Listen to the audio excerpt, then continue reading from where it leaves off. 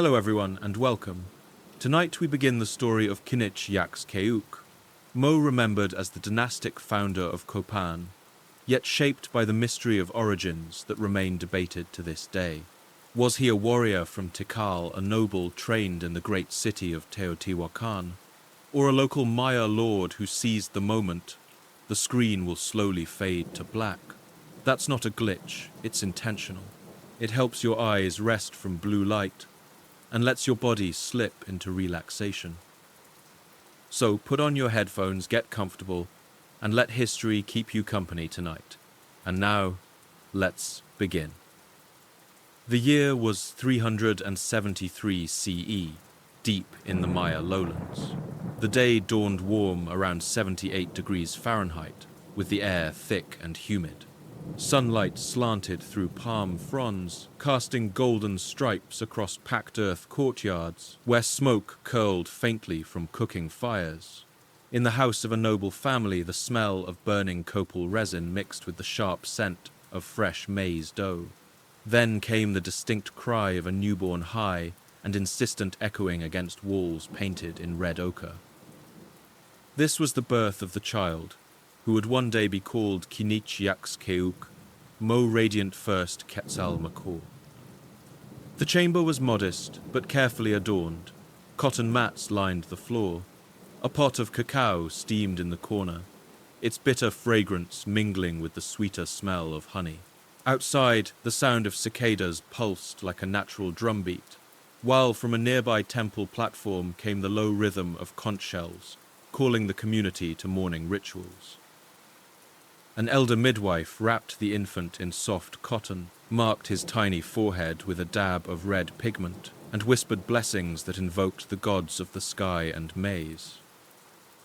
At this time, the Maya world was home to nearly 5 million people spread across hundreds of kingdoms. Each city had its lord, its rituals, and its ambitions. What did it mean, then, for one child to be born into this crowded theatre of politics and war? Could a single voice rise above the chorus of kings and claim something lasting? Some traditions said omens accompanied his birth. A quetzal bird rare in the lowland jungle supposedly flashed its emerald feathers near the house that morning. In another tale, a macaw screamed overhead at the same instant his first cry rang out. Birds bright and loud became forever attached to his name. Later scribes would claim this symbolism proved destiny had touched him. Yet, as we know, omens can be invented after the fact to make sense of greatness. Did those who lived that day truly believe the child was marked by fate, or did history craft the story later to sanctify his reign? As the baby rested, incense drifted upward in thin threads curling into the dim rafters. Light from a small torch flickered, casting shadows that danced across painted glyphs on household vessels. The family could not know that this boy, fragile and squirming, would grow into a warrior who crossed mountains, toppled a city, and carved his name into stone for centuries. He would be remembered as the one who brought Copán into history, the founder of a dynasty that lasted nearly 400 years. But for now, he was simply a child, swaddled against the morning chill, listening to the rustle of palm leaves and the distant barking of dogs in the village square. His mother soothed him with a lullaby that carried on the breeze, while elders debated which star presided over his birth. Astronomers charted Venus, the morning star, recording its cycle as carefully as farmers tracked the rains. Perhaps his destiny was linked to that bright planet rising and falling in the dawn sky, a pattern the Maya saw as guiding rulers and warriors alike. The smell of wet earth lingered after an overnight shower, mixing with the faint sweetness of squash blossoms hung to dry in the rafters. Each detail of that morning, from the crunch of feet on gravel outside to the warmth of sun on stone walls, belonged to a world now gone. Yet in that moment, history quietly shifted. A lineage began that would one day reshape a valley in Honduras and raise monuments still standing 15 centuries later. A boy's laughter rang out against the heavy green canopy a sound quickly swallowed by the jungle. The child who would become K'inich Yax K'uk Mo was growing his small hands, tracing carved glyphs on ceramic vessels, while his elders whispered about the future. Who was this boy, and from what lineage did he truly spring? Some scholars argue he came from Tikal, the mighty Maya city of the central lowlands. Others suggest his training was steeped in the culture of far-off Teotihuacan in central Mexico, hundreds of miles away. The debate is not a modern one alone. Even in antiquity, rival scribes shaped different stories to define his legitimacy. Picture the bustling heart of a Maya town. The air carried the sharp tang of roasting cacao beans, mixed with the sweat and dust of the marketplace. Vendors cried out their voices, clashing in the hot noon sun. Children played with clay figurines near the stalls, and the grind of stone metate echoed as women pressed maize into dough. Into this cacophony walked the young noble. He felt the rough texture of woven mats underfoot in school halls, and the cool smoothness of jade beads passed from elder to student. By around 400 CE, cacao beans had become currency. 400 of them equaled the price of a fine cotton cloak. Imagine a boy's eyes widening as he watched his elders negotiate, using these tiny treasures, understanding that wealth in the Maya world was measured not just in jade or feathers, but in the things one could drink and taste. Did this teach him early that power was about exchange, both material and symbolic? Some stories place him at Tikal's courts, where pyramids rose like mountains of stone. Others insist he was molded by Teotihuacan, where wide boulevards stretched toward the Pyramid of the Sun, a city whose population by then may have reached over 100,000. If so, he grew up hearing not only Maya speech but Nahuatl tongues, learning diplomacy as much as warcraft. Which version do we trust, and does it matter if both left their mark? In the evenings, torches crackled as teachers spoke of gods who demanded blood stars that foretold seasons and dynasties that claimed descent from divine serpents. The smell of pine resin filled classrooms that were as much sanctuaries as they were schools. His mind absorbed the rhythm of the calendar, the mathematics of the long count, the cycles of Venus. Knowledge was not abstract. It was the architecture of rule. To fail in astronomy meant to fail in kingship itself. Was he a restless boy? Did he sneak away to chase fireflies while his tutors called him back? The record is silent, but we can imagine the heat of humid nights, the buzzing chorus of cicadas, and a boy who both belonged to and strained against tradition. His lineage might be blurred in the glyphs, yet his education shaped a certainty. Greatness was not optional, it was expected. Somewhere between these childhood years and the man he became lay the seeds of ambition. He had tasted the richness of cacao, smelled the sweat of marketplaces, touched the weight of jade, and seen the flicker of stars carved into codices. His name was not yet shouted in war or carved in stone, but the path was narrowing. Soon training would no longer be just ritual, it would mean weapons, discipline, and the hard lessons of the battlefield. And so as the boy drifted into youth, one question loomed larger than any others, whispered by his elders. Would he serve another lord, or would he forge a throne of his own? A fact to begin, elite Maya education fused mathematics, ritual, and warcraft. And a question. How do numbers and omens shape a child into a king? In firelit rooms, tutors set out bark paper codices and stingray spines beside wooden practice shields. Torchlight trembled along painted walls. Chalk dust dried on young fingers. The air held copal and wet lime plaster, a resin sour mineral smell that clung to hair and cloth. From a courtyard brazier, cacao steamed bitter on the tongue, ceremonial and bracing. Early on, he learned to count time as power. On 9.0.0.0.0 December 8435 CE, scribes across the lowlands inked a bucktoon, ending a turn of the great gear that every ruler marked with blood and stone. Boys were drilled to compute such period endings, to check the 18980-day calendar round, by head and hand, and to recite dates as if reciting their lineage. A miscount could unseat a king. An elegant count could steady his throne. Maya decipherment. By day the lessons turned physical. A master of arms showed footwork on packed earth, the hard stop and pivot of the ball court, how to feel weight travelling through a wooden spear haft. Obsidian flakes tinked inside a basket. A tutor lifted one and pressed it to a strip of leather, so the student could feel with a cautious thumb a blade sharper than any copper. They practiced with shields rimmed in rawhide and with darts for the atlatl. When the boys' guards slipped, a songbird went silent, as if the jungle itself expected discipline to click back into place.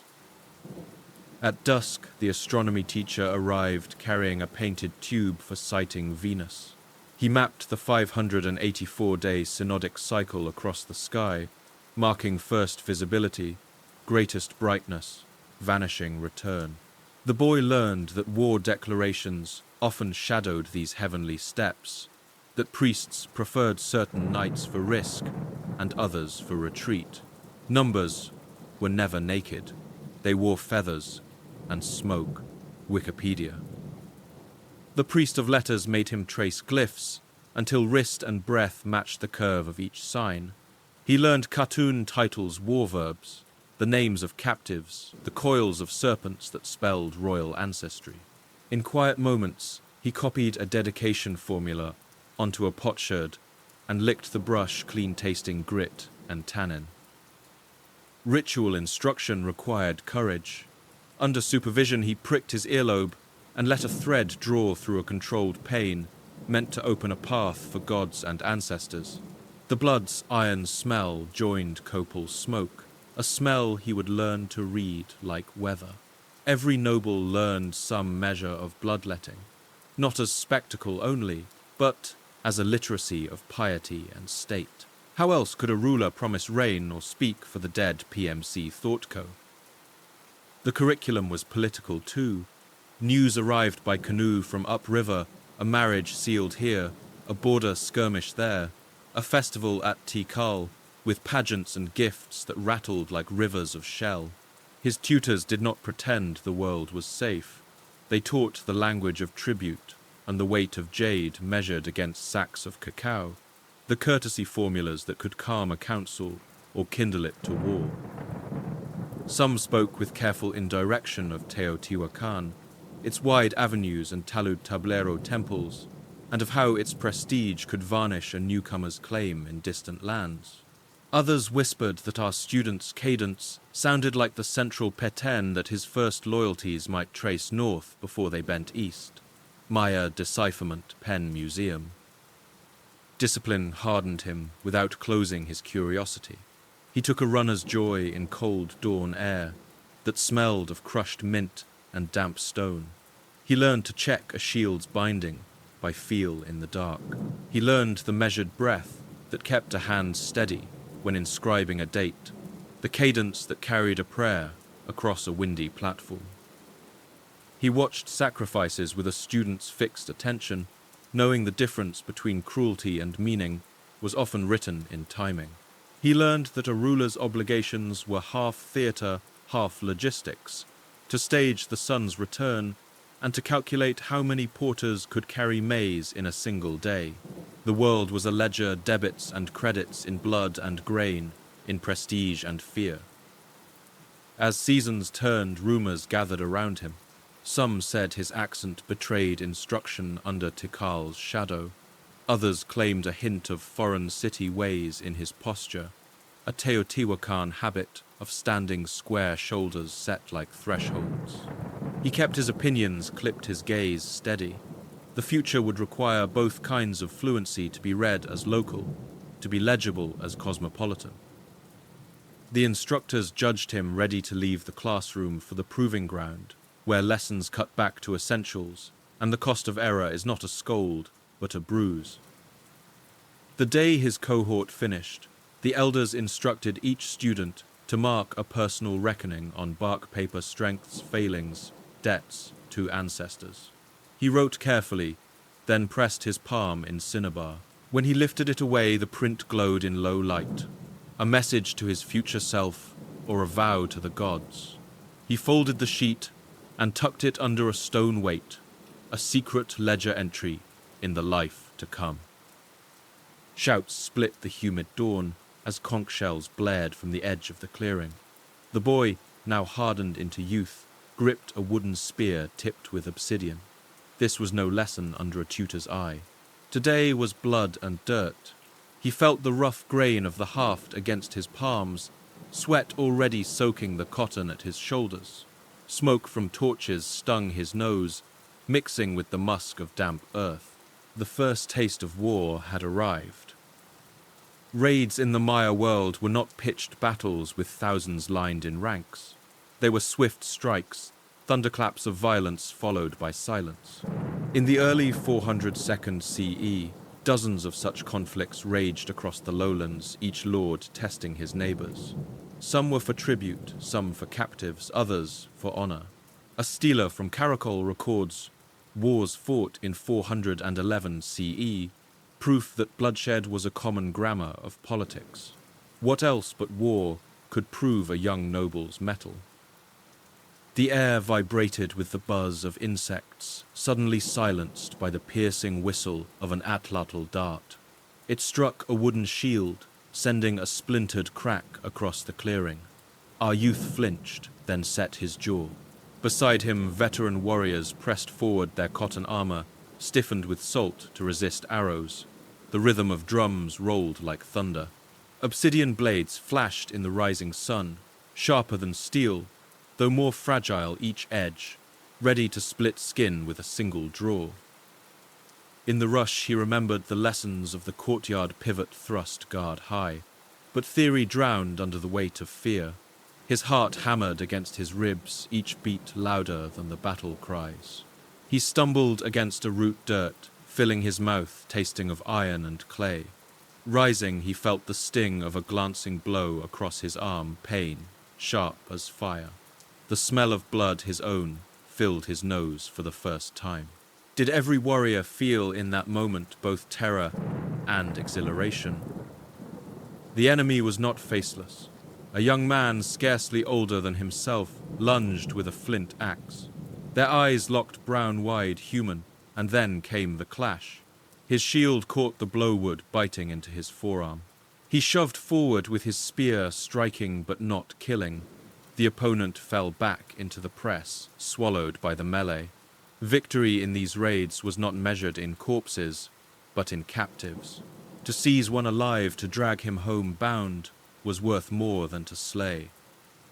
Could he do it, he wondered when the moment came. By mid-morning the raid was ending. Warriors carried 2 captives, wrists bound, heads bowed. Sweat dripped down their faces, mixed with streaks of ash from burned huts. The jungle quiet returned birds, tentative in their song. Our youth stood still, chest heaving body, trembling not from exertion, but from what he had crossed the threshold, from student to fighter. Later, in the smoky glow of the victory, fire elders told him this was only the beginning. They marked his cheek with red pigment, a sign that he had fought and endured. His wound throbbed, but the touch of pigment burned deeper. He was no longer a boy of glyphs and drills. He was entering the world of men who bore scars. And yet questions lingered in his mind as he lay under the night sky listening to crickets trill like distant drums. Did war make him stronger, or did it merely reveal the violence expected of every noble? Could he shape his path, or was he already bound to the role of conqueror? The stars seemed silent, though Venus burned bright in the east, a reminder of omens tied to war and fate. The road stretched westward, a line of stone causeways and river trails, leading toward lands whose scale dwarfed anything he had yet seen. For the young, noble scar still raw on his arm from that first raid, the journey was both ordeal and revelation. He left behind the humid air of the lowlands, carrying with him the scent of maize beer and the acrid tang of dried blood.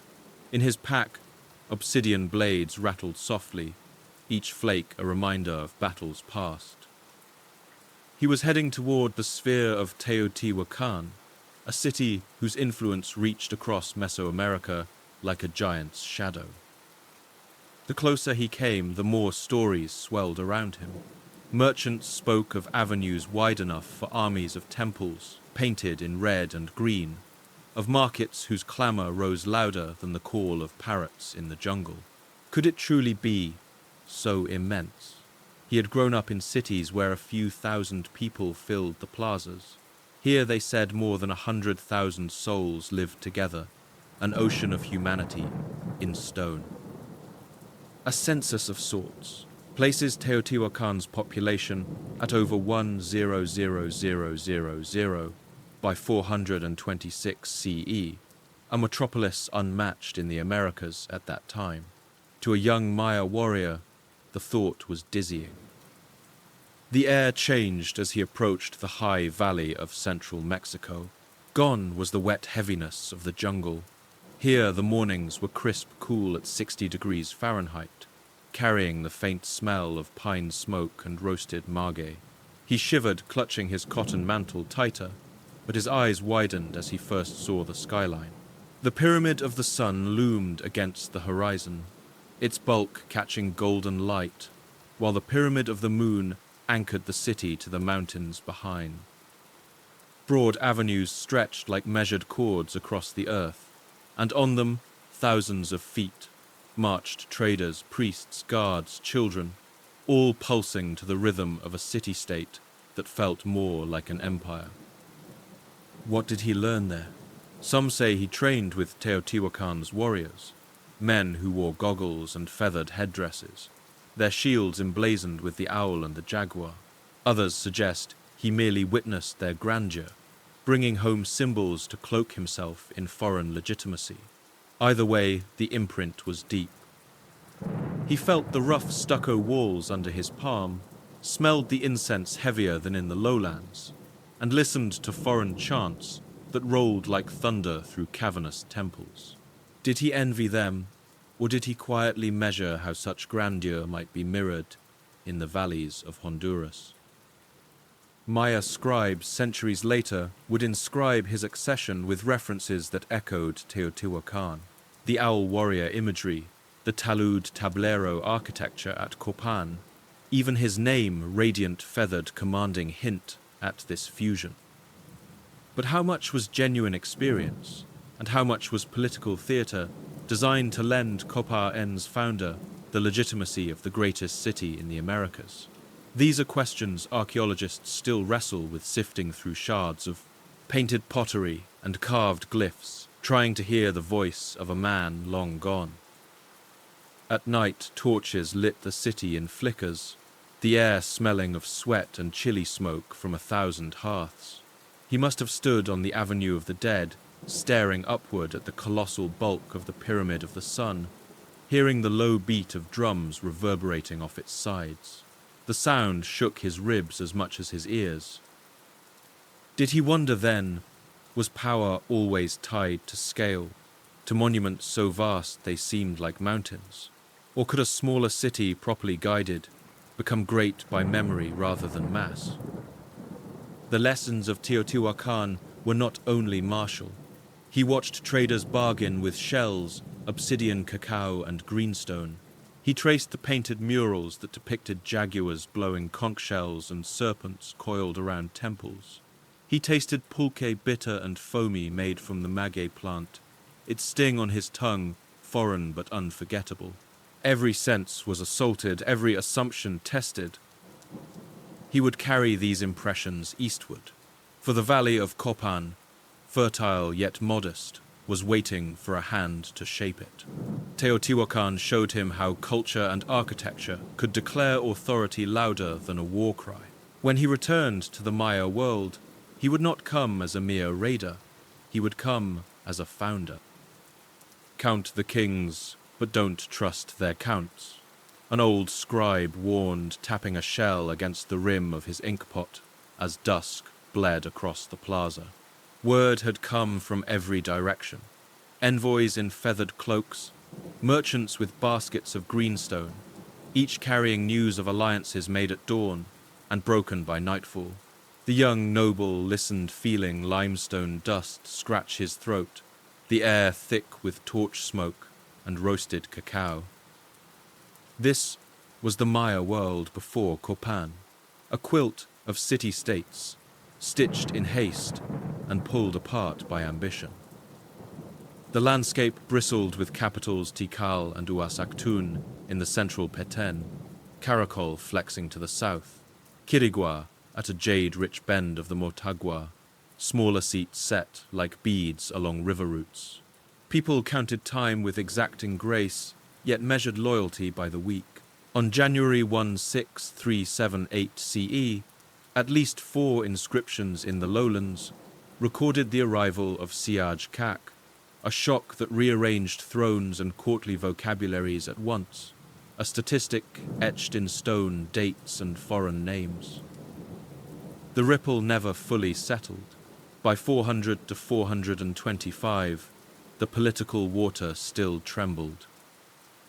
Everywhere the signal fires said the same thing: power traveled along trade.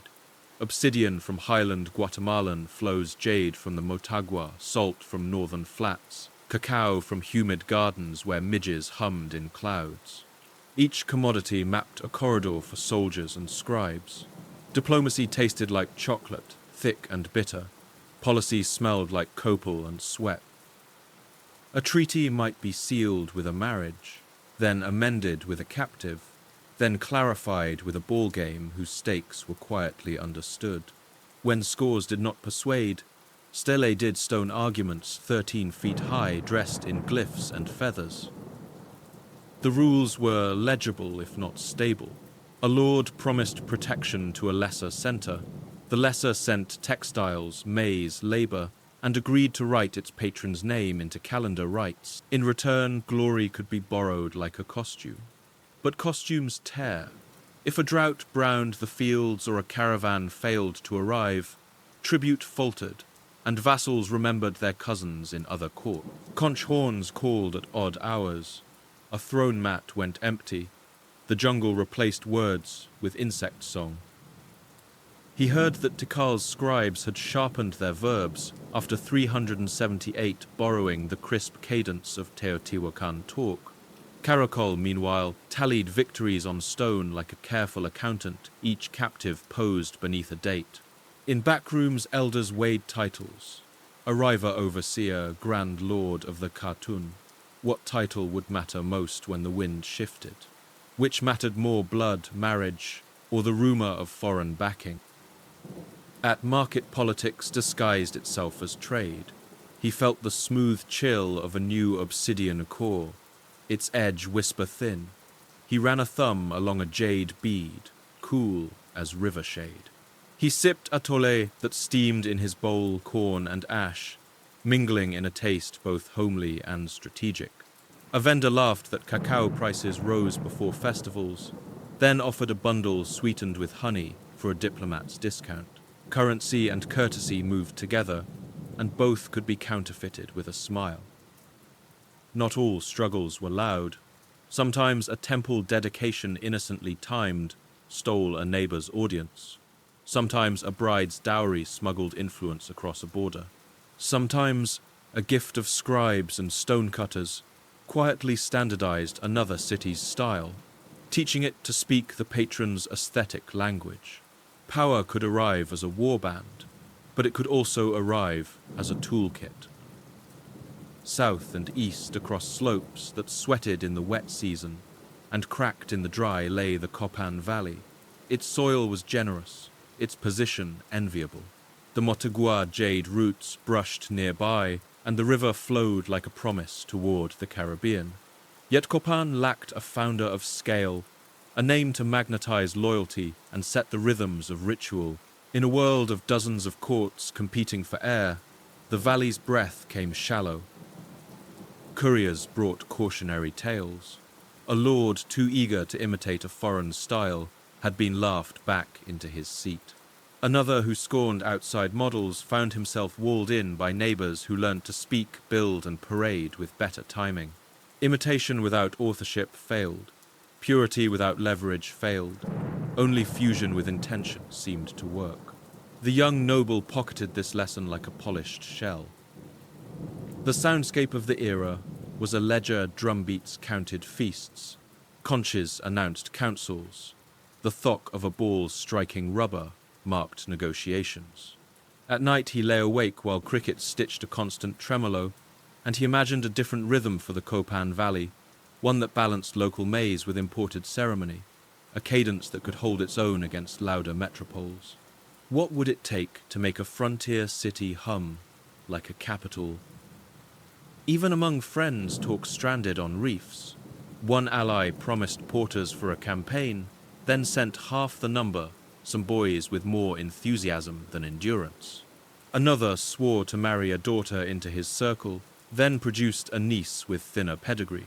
He smiled, adjusted, counted again. The work of statecraft felt like balancing a tray of bowls filled to the brim, each trembling at the slightest footfall. He also watched how memory was manufactured. A ruler commissioned a stealer that reached backward in time, sewing ancestors into a line that looked inevitable. A poet's scribe wrapped metaphors around a recent victory until it gleamed like old myth. If Copán were to claim space on the map, it would need not only walls and warriors, but stories carved in stone, stories that could survive drought, feud, and forgetfulness. By the time moonlight silvered the plaza, he understood the invitation hidden inside the chaos. Fragmentation created corridors where a newcomer could walk. Rivalries opened doors that courtesy alone could not. The valley he envisioned would require a face and a name that sounded both rooted and radiant. He had been given pieces, local grain, foreign-style sharp stone pliant words, and asked to build a throne from them. He rose the limestone cool under his bare feet, and breathed the night air that smelled faintly of river mud and crushed leaves. The torch nearest him hissed as a drop of resin met ember. South and east, the Copán Valley waited under the same stars, its contours drawn by darkness, its future unclaimed. The path toward it was not a straight road, but a braid of obligations, envies, and chances. Tomorrow he would begin to pull that braid tight. He first saw the Copán Valley at dawn mist, curling low across green fields, where maize stalks rattled in the breeze. The air was cool, almost sweet, carrying the smell of wet soil and crushed leaves. Birds broke the silence, macaws screeched, parrots chattered, and the occasional quetzal flashed emerald wings between the trees. To most eyes, this was a remote frontier, a far corner of the Maya world. To his eyes it looked like promise. The valley stretched like an open hand, broad and fertile, watered by the Copán River.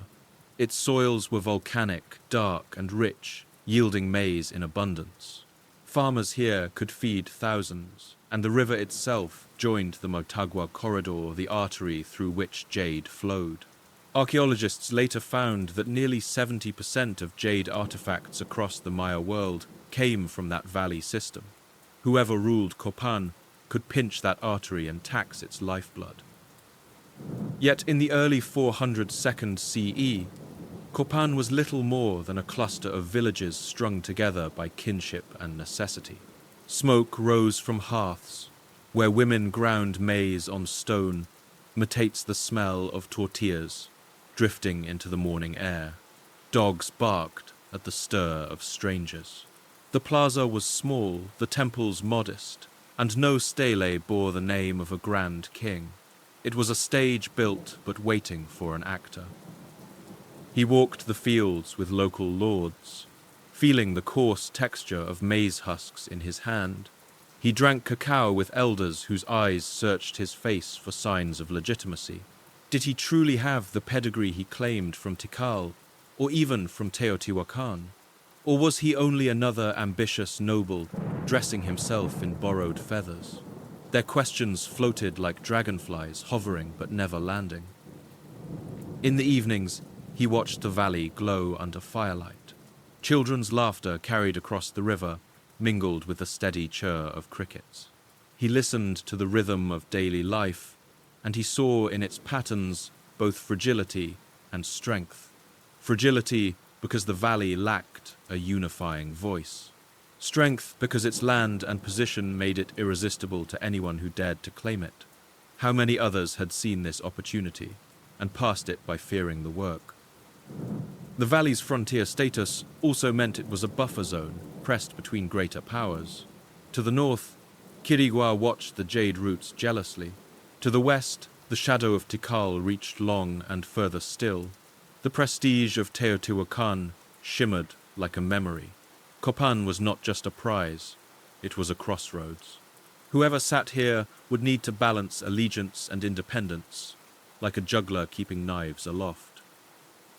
At night, lying on a woven mat, he stared at the stars.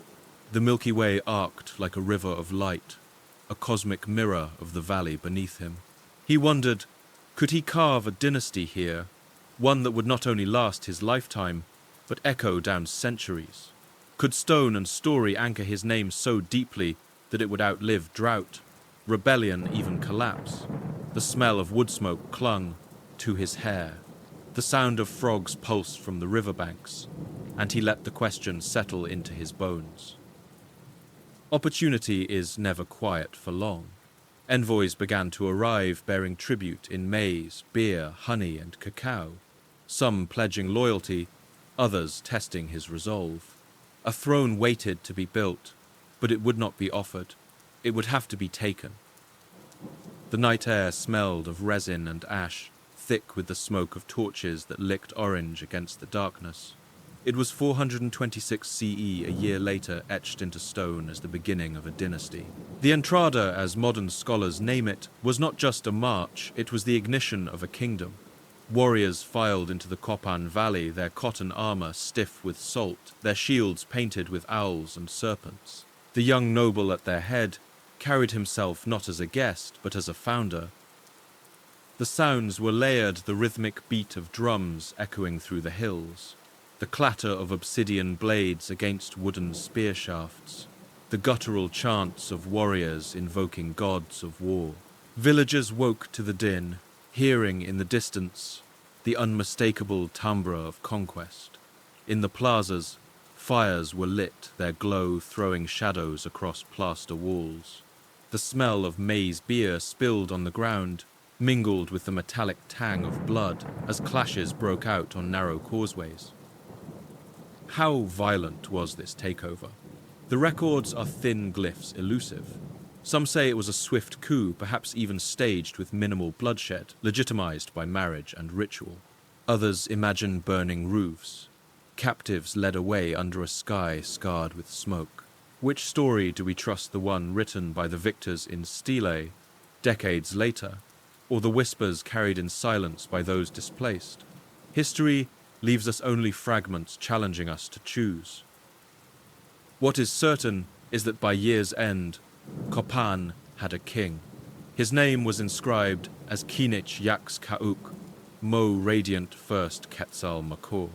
The title carried weight radiant like the sun, Quetzal like the sacred bird of emerald plumage, Makor like the fiery messenger of the underworld. Together, the name fused brilliance and ferocity, a blend of sky and fire. To utter it was to acknowledge a new center of power in the Maya world. The valley itself bore marks of transformation. Temporary palisades rose on the Acropolis hill, drums thumped through nights as warriors guarded the plaza, and masons began stacking limestone for what would one day be temples. The cool touch of fresh-carved stone contrasted with the warmth of torches as laborers worked deep into the night. Women prepared offerings, tamales wrapped in maize husks, cacao thickened with chili, their aromas drifting through the conquered streets. By the time morning light broke over the river, Copán's status had shifted. No longer a quiet frontier town, it was now the seat of a king, with ties, whether blood, marriage, or symbolic, to the great powers of Tikal and Teotihuacan. The entrada was more than conquest. It was a performance of legitimacy. A new calendar round had begun, and with it a dynasty destined to last 16 rulers and nearly 4 centuries. Villagers whispered of the omens, a macaw circling overhead, its cry harsh and triumphant. A quetzal glimpsed briefly in the canopy, feathers flashing emerald fire. Were these signs or stories retrofitted to crown him with destiny? For those present, the distinction hardly mattered. The valley had found its founder. A fact to begin, Altar Q carved in 776 CE, lists 16 rulers of Copán in an unbroken line. And a question, where does such a river of names truly start on a battlefield? Or, in a single night of smoke and words, when people agree that a man is no longer merely a man, tonight we stand in that night. The air is dense with copal. It bites the nose sweet and resinous, rising in white strands that blur torchlight into halos. Drums hum against the ribs, like a second heartbeat, and the lime-washed plaza glows pale as bone. The platform has been rubbed smooth. Stucco under bare feet is cool and faintly gritty to the touch. Assistants lift a jade pectoral. It is cold at first kiss against his chest, then warms with skin. A priest slides rings over his fingers, the weight of greenstone tugging each gesture into ceremony. On woven mats lie the symbols of rule. A mannequin scepter with Carwheel's lightning brow, a feather fan, a shield that smells of tanned hide and salt. An obsidian mirror rests in a painted bowl, black as a moonless pool. Torches crackle, a conch trumpets, breath fogs in the humid night. The date is named aloud, fixed in the count 426 CE, a pivot others will later remember as Copán's beginning. Scribes kneel behind reeds, sharpened hands steady. They whisper the calendar station in measured cadence, a metronome of legitimacy. The crowd surges closer, sandals, scuffing plaster the rustle of cotton mantles like wind in dry maize. Women pass vessels of cacao, the taste bitter and thick with chili across the front ranks, to steady nerves and mark a feast's threshold. On a low table, bloodletting cords coil beside stingray spines. The red thread of obligation will soon be drawn. He steps forward. His cloak carries quetzal feathers, and macaw red mourning and fire stitched as one. 2 elders lift his arms to the 4 directions, and the priest speaks a geometry of empire east for beginnings, north for deep time, west for endings, south for renewal. In the center stands the new ajor, the human axle. A cloth is tied about his hair, a diadem set against his brow. He holds the mannequin's scepter. Kawil's profile catches the light, the flint torch flare dancing along its carved cheek. The smell of copal swells and a baby somewhere in the crowd begins to cry. The small sound, oddly fitting birth, is never gentle. A bowl of water is lifted. Reflections waver the torches, the priest's painted jaw, his own face. He pricks the earlobe with a spine breath held. Warmth runs.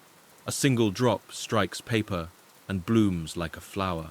The crowd murmurs. Incense coils upward as if carrying the red to a high ledger. He does not wince. The man who will found a dynasty must look like a promise kept. He tastes iron at the corner of his mouth, then cacao again bitter, cutting sweet the palate of sovereignty. Banners rise, owls, serpents, the quetzal plume. Dancers step in time to slit drum rhythms, feet thudding a code on wooden resonators. Jade beads clack gently in collars, shell tinklers chime at the ankles. A runner arrives breathless from the river road, lays a basket at the platform's base. cacao, honey, tiny green stones, news. The priest reads the crowd more than the gods. Ritual is theatre that knows its audience. He calls the titles in a braid of lineages, local roots, distant prestige, and the plaza tilts from wary to willing. Authority, like music, strengthens when others hum along. Midway through, as torches gutter and are fed fresh resin, the question that hangs over every coronation gathers weight. What makes a crowd believe a man has become more than a man? Answers arrive in layers. He salutes the quarters with a fan the color of emerald rain. He lifts the shield and bows, not to the people but to the stele, yet to be carved, promising stone to memory. He names the gods by their deeds, not their secrets. He names his obligations to count the days, to feed the mouths, to hold the borders, to bleed for rain, when sky forgets. He names the dead too, and asks them in the low voice of a son to recognize their likeness in his stance. Elders lead him up the stepped platform. The stair faces the river and the route to jade. This is not accidental. He turns, so the crowd and the corridor of trade see the same man. A mantle is draped across his shoulders, rough weave biting lightly at the neck. He receives a backrack with a bird crest. Feathers tickle. His hairlines smell faintly of smoke and the hands that dressed them. The mannequin's scepter is set upright, and with both hands he claims it. For an instant the drums stop. Silence holds like breath before a leap. When sound returns, it is larger. Shell trumpets roll low and oceanic. Someone pours maize beer to the earth. Foam spatters the steps. Children stare open-mouthed. Warriors look first to one another, then to him, recalibrating lines of loyalty by instinct and calculation. A scribe begins a quick sketch on a potsherd thumb braced trying to trap a moving knight in crisp strokes, profile diadem, the angle of a jaw that will soon be stone. He descends with a measured tread. On the plaza, 4 captives are presented, not to be killed now, but to be displayed a grammar of power, where live bodies prove the point more than lifeless ones. Their wrists are bound, their eyes watch the ground. He acknowledges them without cruelty or softness, the neutrality of a ruler who must hold sentence apart from sentiment. The crowd watches his face, as much as the prisoners learning how their new lord reads victory. The final acts seal the covenant. He touches the threshold of the first temple foundation, stucco still chalky on the fingers, then presses a jade bead into a hollow with a smear of bloodstone, and life joined in a corner the world will not see. He walks the perimeter of the budding acropolis by torchlight sandals, whispering on plaster, and pauses where a serpent head will one day jut in carved magnificence. The vision is already there. Masonry will catch up. Feast follows tamales, steaming turkey smoked to rich scent cacao thick as dusk. Laughter lifts at the edges of the plaza. Relief is a flavor. Yet while others eat, he confers with builders and astronomers. The first stealer must speak before rivals do. The first temple must align to a sky that makes sense of the throne. The first marriage must bind interior to exterior. A dynasty is a machine, and the parts must engage without grinding. Night deepens. Stars sharpen. The drums finally relent. He stands alone near the platform where his blood dried in a small brown star. The mirror in the painted bowl has cooled. He looks into it, sees torches guttering to red points, sees his own eyes made huge by dark. The office feels heavier than its jewels, as it always will. He straightens the diadem, breathes copal and chill air, and listens to the river go on, saying river, indifferent and necessary. The plaza was still scented with copal smoke from the coronation, when word spread a marriage would seal what conquest alone could not.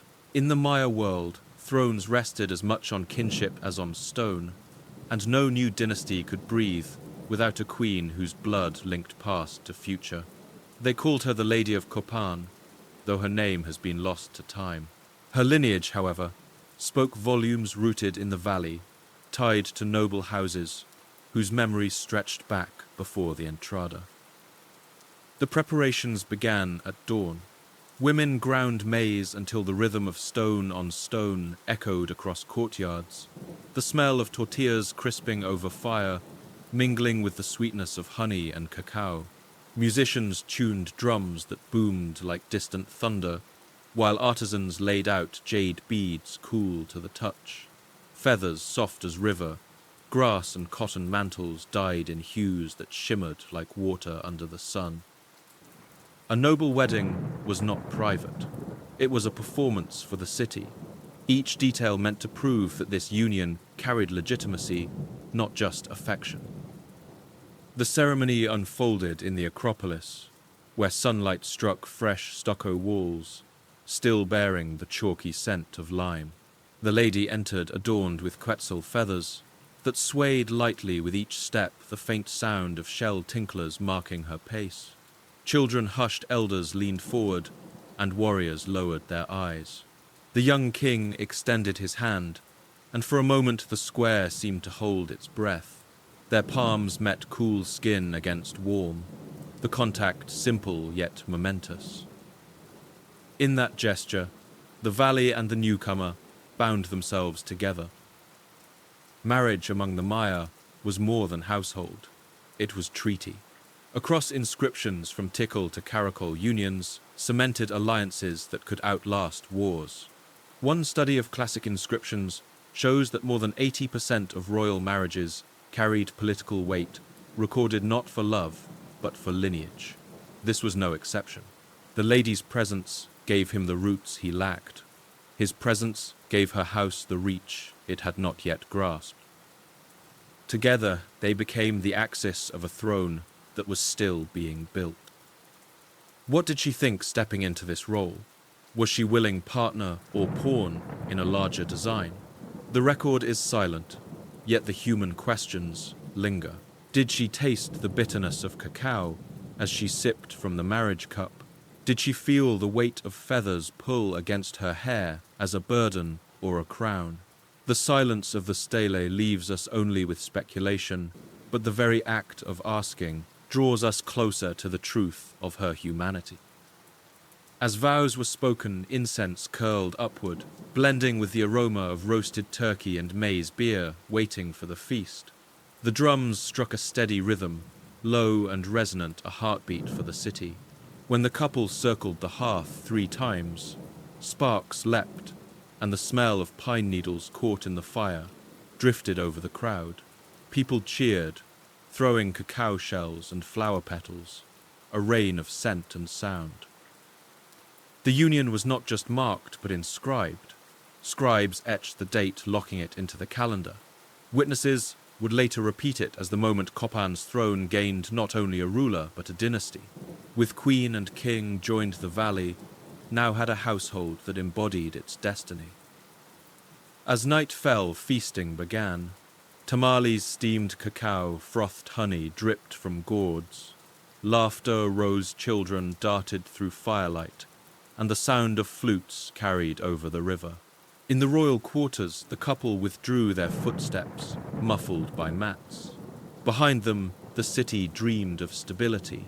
Ahead of them, generations of rulers would claim descent from this union. Before the rooster's crow had fully broken the silence, hammers rang against limestone.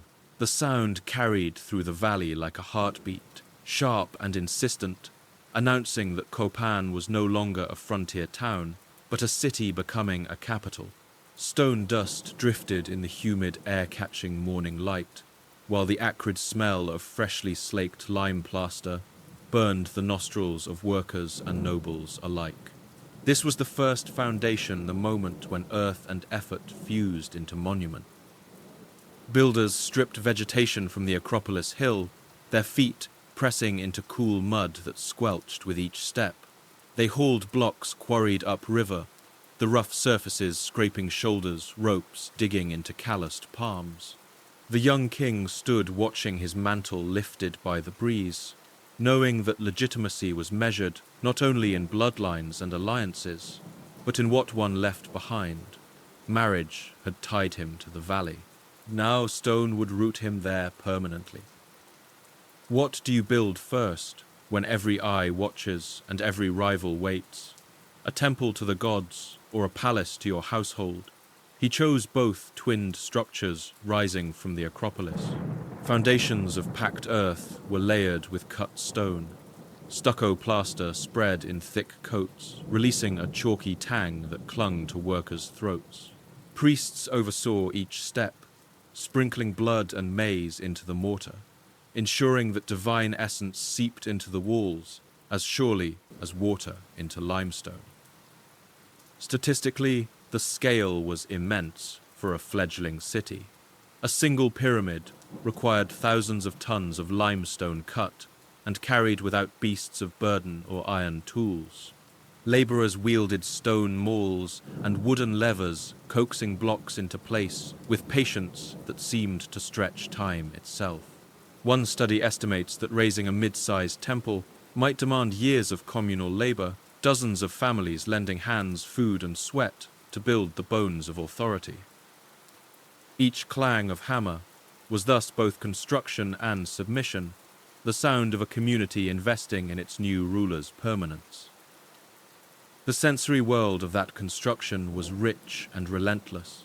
The scrape of wooden sledges echoed against cliffs.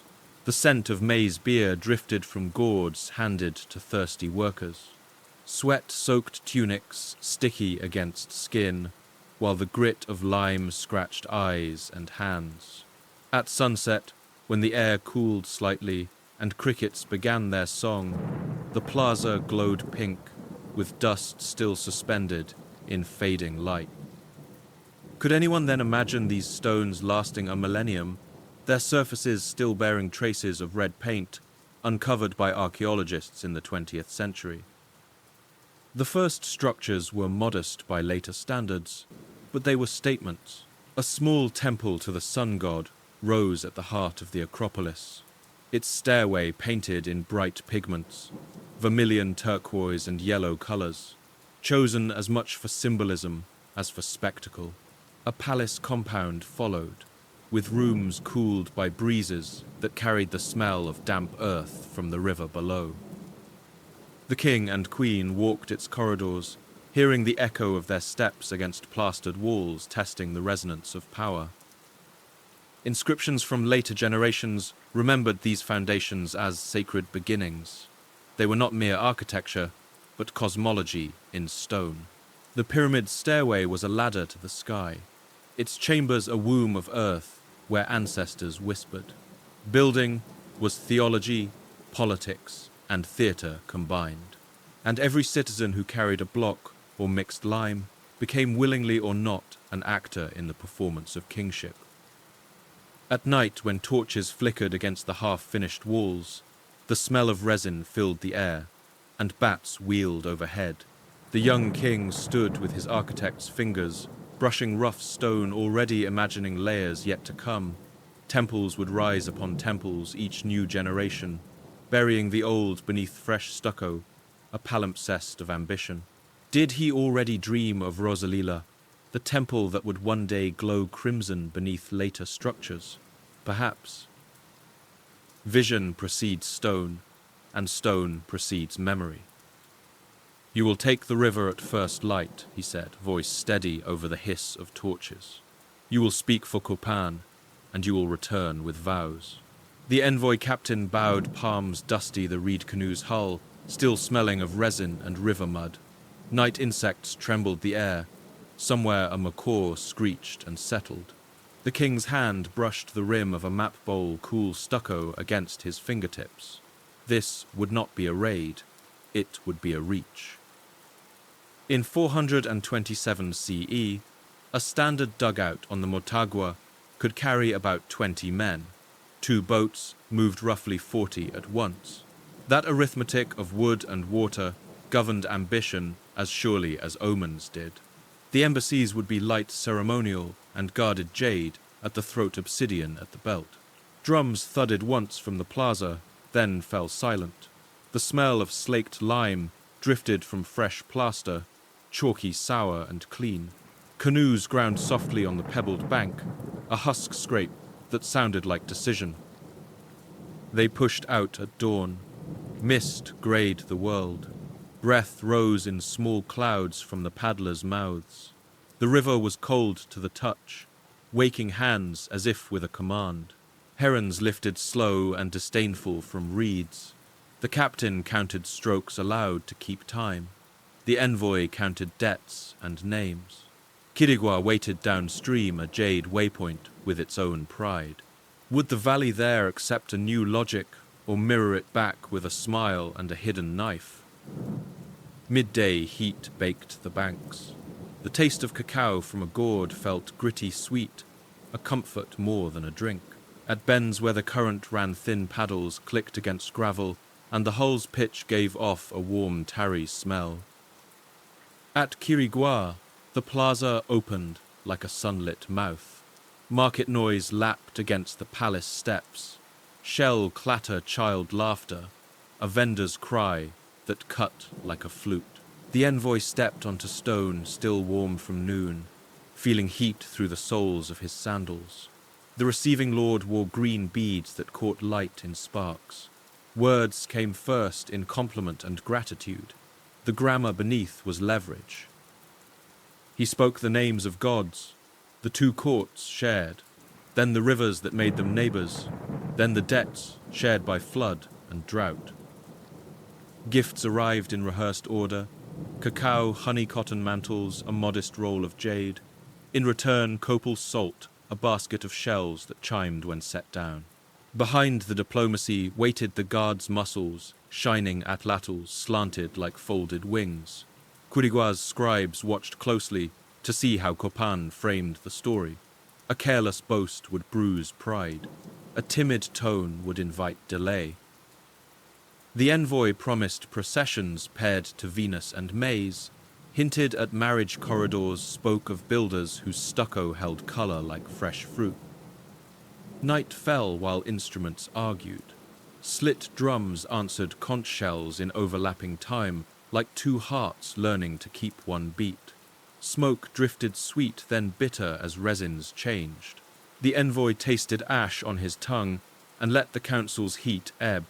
In a side court he showed the visiting stonecutters samples, profiles crisp as fresh leaves, feather borders that seemed to lift. The lord's hand went to his beads and paused. Loyalty is not sworn, he thought. It is cultivated. How much water does it take to turn a wary ally into a tributary orchard? He offered a minor prince's fosterage at Copán, a promise of war help on a season named by the sky, and a seat at a festival that would make Quirigua look large before. It looked loyal. The receiving lord nodded once, and the scribe's reeds began to whisper. Word ran upriver by torch and by runner. In Copán, warriors drilled on the ball court where dust rose in soft puffs at each stomp. Oaths were rehearsed until they tasted like maize and salt in the mouth. A cadre of 20 veterans slept beside the river packs, ready, their cotton armor stiff as bark. Discipline was love-given form, the king told them. To be sent far was an intimacy.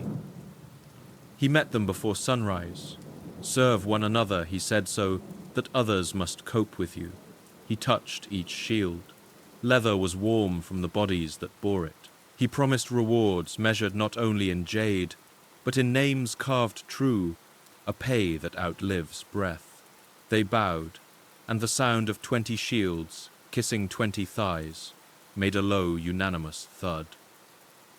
By the second moon, the river corridor behaved differently. Prices at market shifted by a handful of beans. Jade moved in thicker cords. Gossip changed tense. What had been rumor turned into expectation, and expectation into habit. A single canoe could not bend a valley, yet convoys of words, gifts, and escorts began to make the channel remember a new current.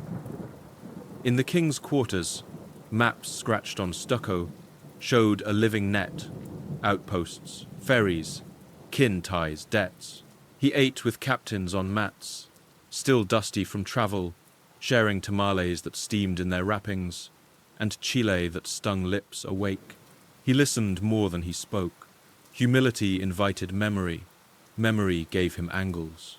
If fear was the blunt instrument of empire, reciprocity was the wire, quieter, sharper, harder to cut clean. Not every visit pleased. A small village clogged the ferry and pretended not to hear. A clerk at Quirigua placed Copán's name second on a tally stone. The envoy returned that night and asked for permission to lose his temper.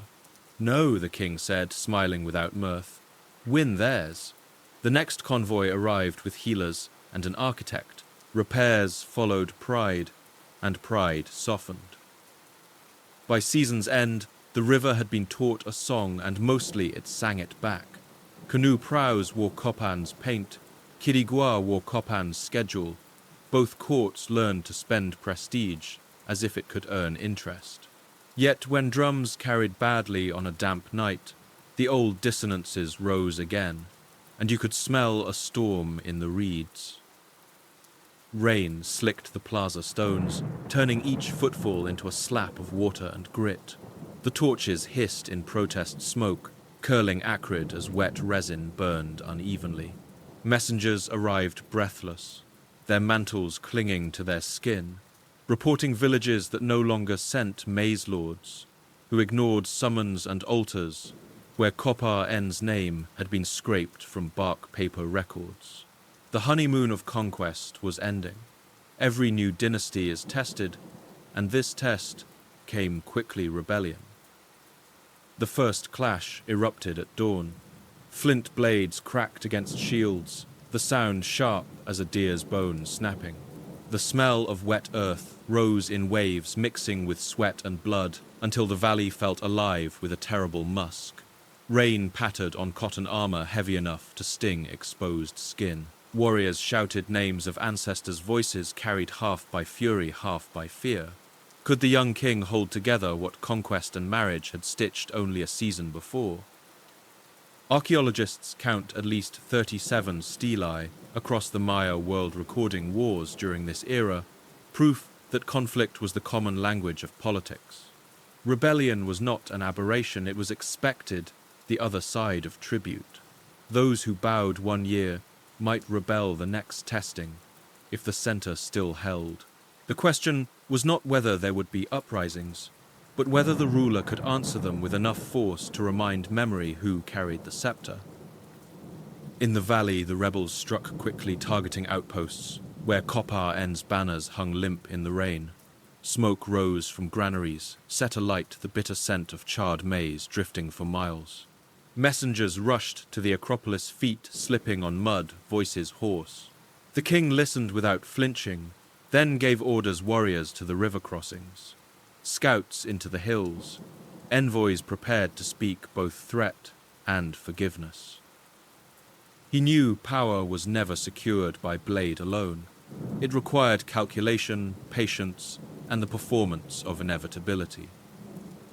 The battle that followed was not grand by the standards of later Maya wars, but for those present, it was thunder. The rebels surged with spears and axes, shouting to the rhythm of drums.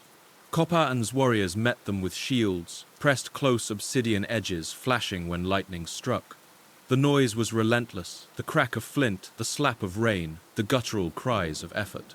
The young king fought at the front, his feathers plastered to his skin, his diadem streaked with mud. He raised his shield and drove forward, the blow reverberating through his bones. Did he think then of Teotihuacan's avenues of how legitimacy had to be carved, not only in stone, but in the flesh of defiance?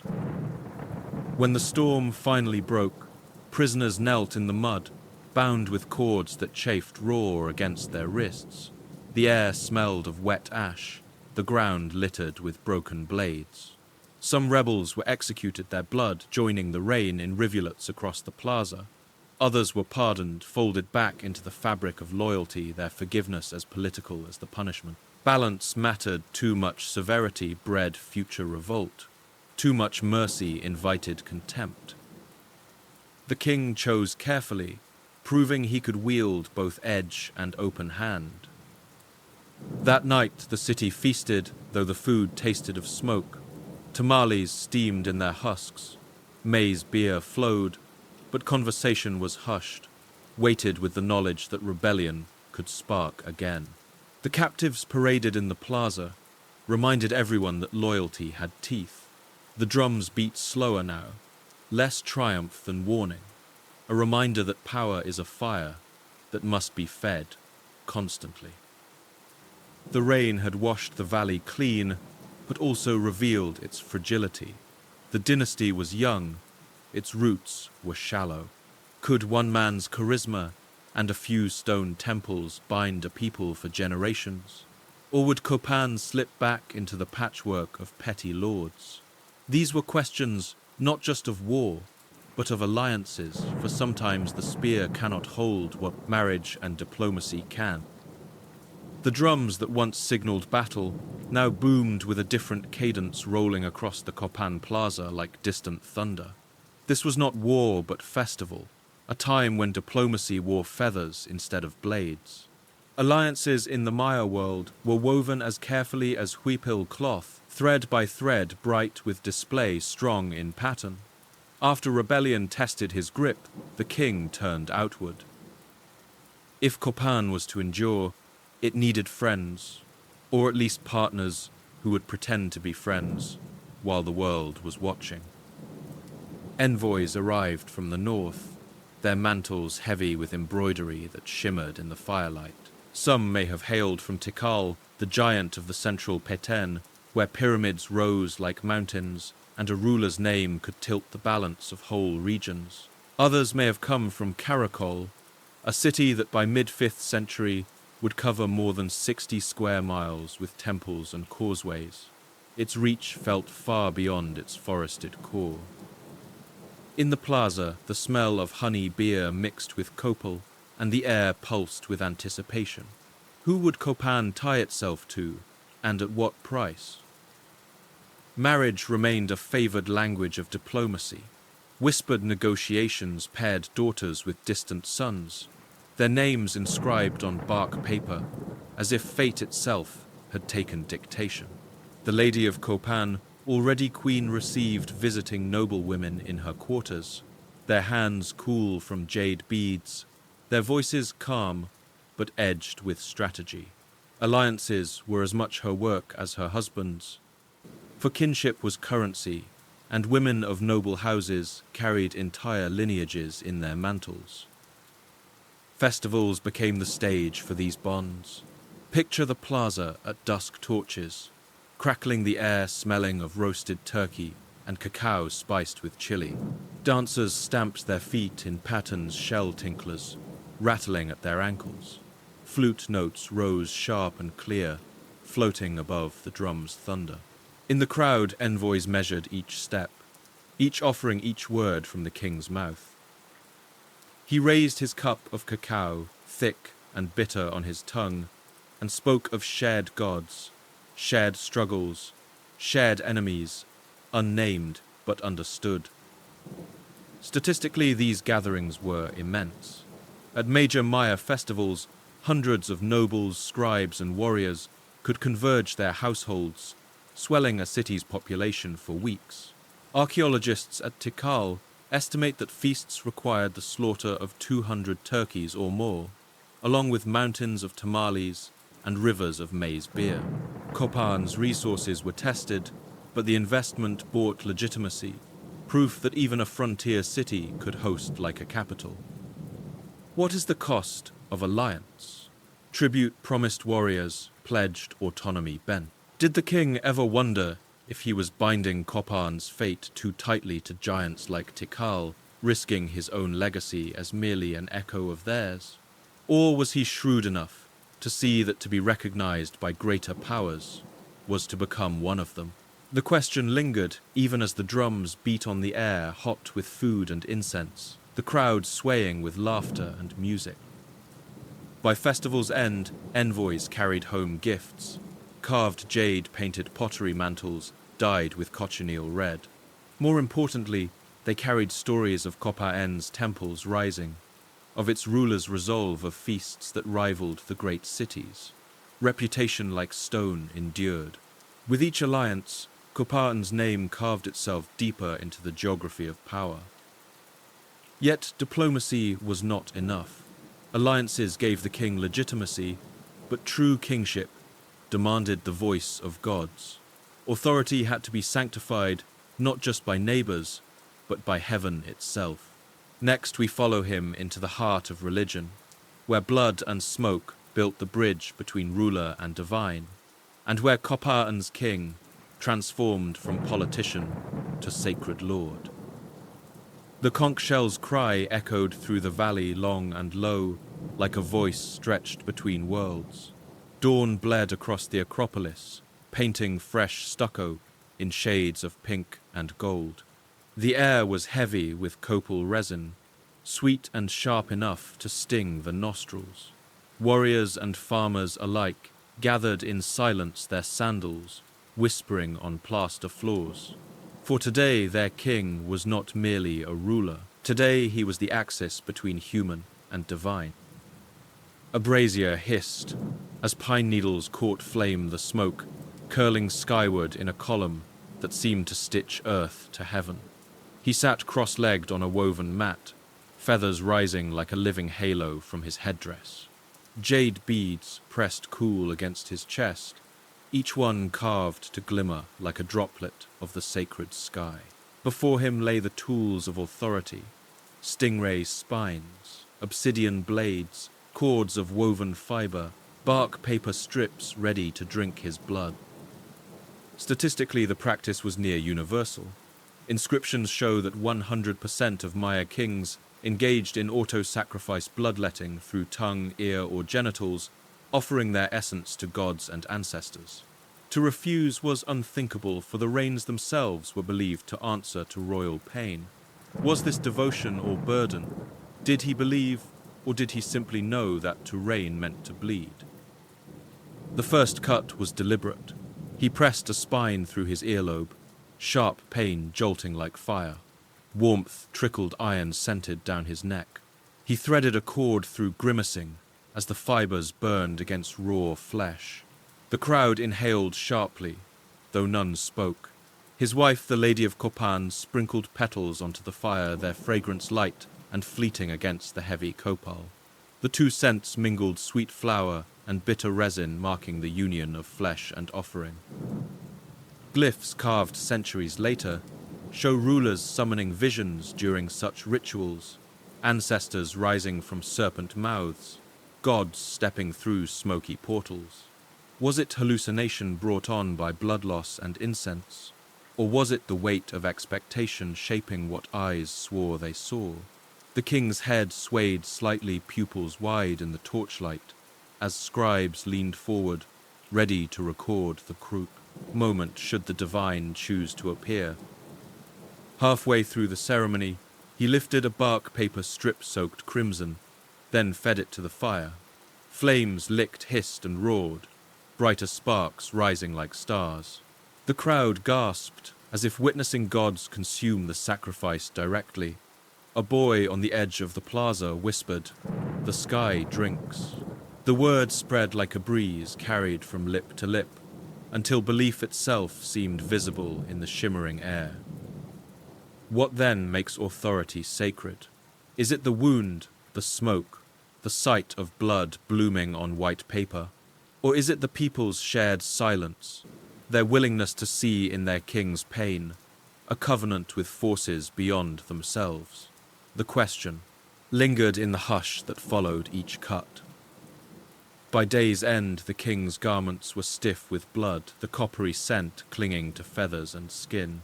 He rose unsteadily yet upright to walk the plaza perimeter. Every eye followed every heart, reassured that their ruler had bound himself to divine will.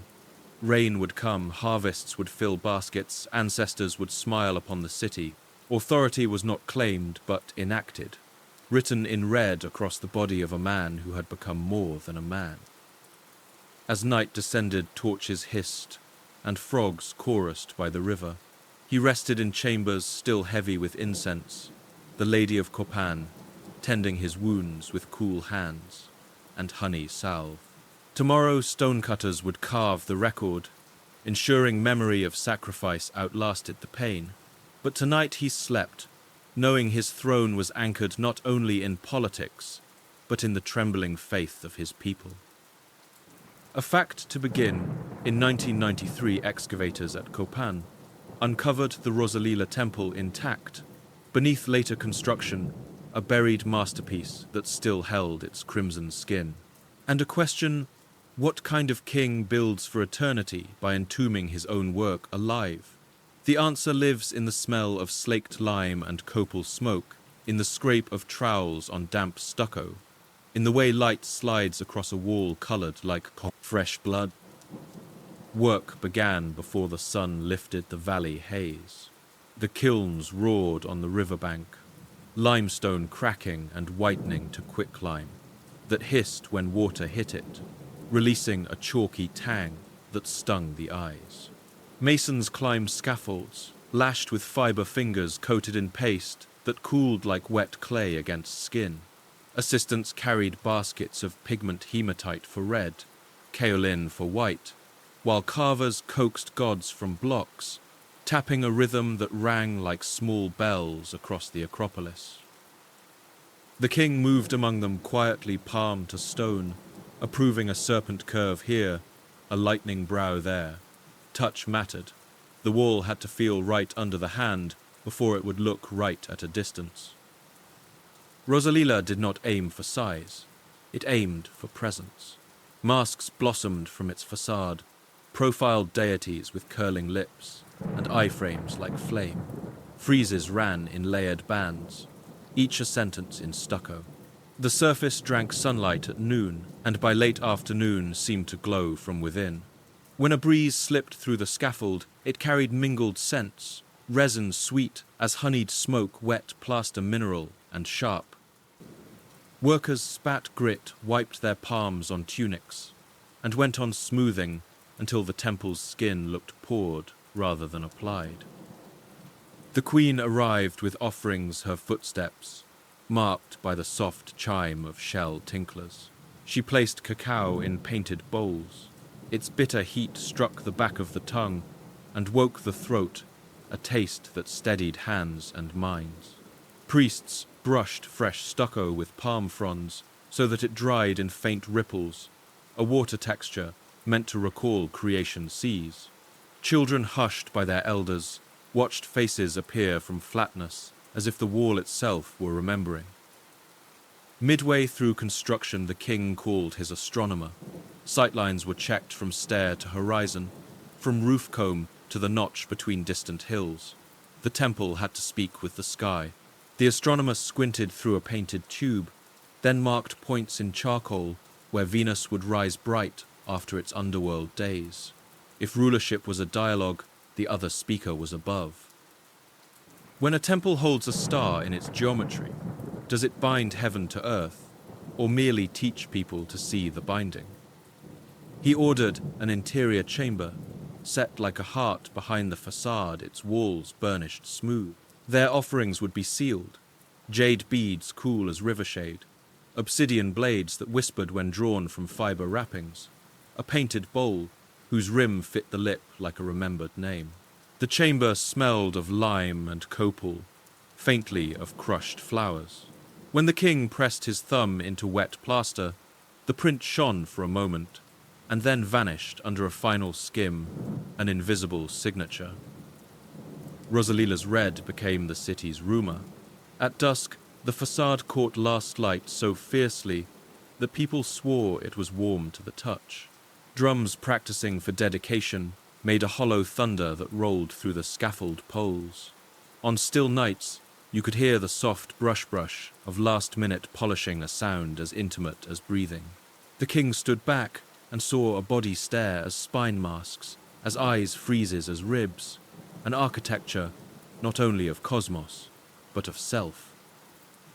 And then came the paradox all Maya builders learned: to preserve a living temple, you must kill it ceremonially and build again. One day, generations hence, fresh crews would sheathe Rosalila in clean fill, entombing it whole so a new structure could rise atop. Death in this grammar was conservation. The king understood the bargain. What mattered was the continuity of surface and story. The buried heart would keep beating out of sight. On dedication day, conch shells cried long notes that made chests hum. The stair, washed to a pale sheen, led to offerings flickering in torchlight, the flames throwing gold against red so that masks seemed to breathe. Copal swelled, sweet and heady. Pine smoke threaded it with a resin bite. He bled from ear and tongue, quick needle pain, and fed the paper to fire. Ash lifted like a flock of small spirits and vanished. The crowd's murmur softened into that charged quiet a city makes when it decides to believe. He walked the temple's base in measured steps, palm skimming the stucco. It was cool, almost slick, with a faint powder that dusted his fingers white. Builders smiled the cracked smiles of exhaustion. A boy asleep on a coil of rope breathed in tiny snorts. The queen leaned near and whispered a blessing meant for no scribe's ear. He tasted cacao again, bitter thick, threaded with heat, and felt the fatigue drain from his hands. If dynasty is a machine, Rosalila was a gear that turned both memory and sky. It taught the city what beauty should look like and how power should feel. It made the king's body a bridge between light and stone.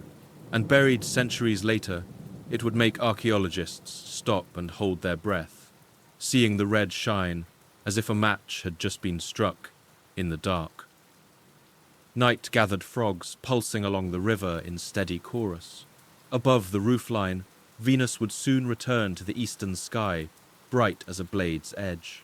The astronomer stood at his post, counting days with knuckles and breath.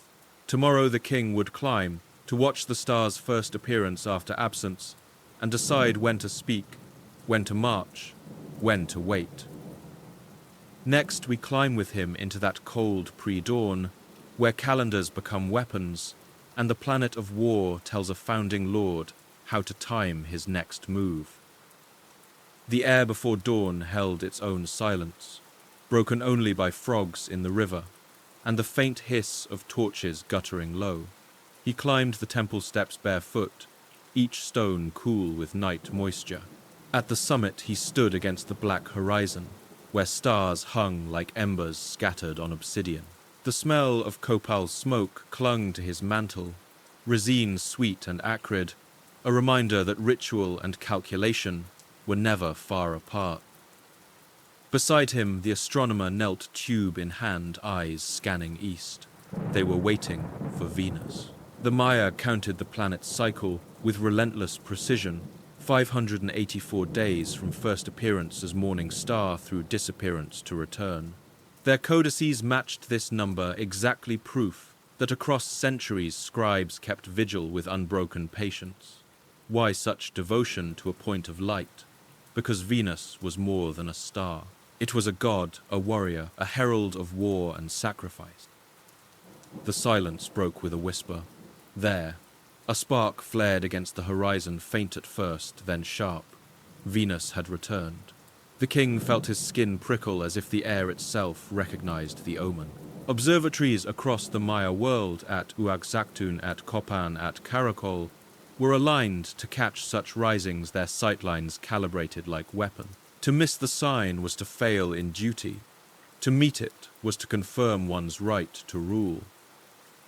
Numbers carried weight as much as blood did. A priest's ledger showed how every 5 Venus cycles equaled 8 solar years, a harmony of calendars that echoed divine balance. Astronomers murmured these equations, fingers tapping knuckles, voices steady.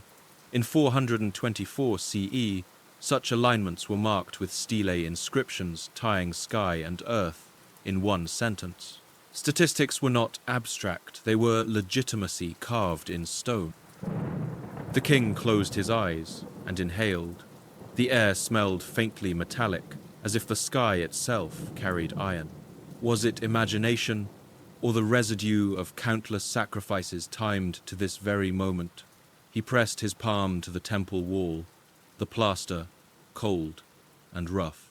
Did he truly believe Venus dictated war, or did he understand that what mattered was the people's belief?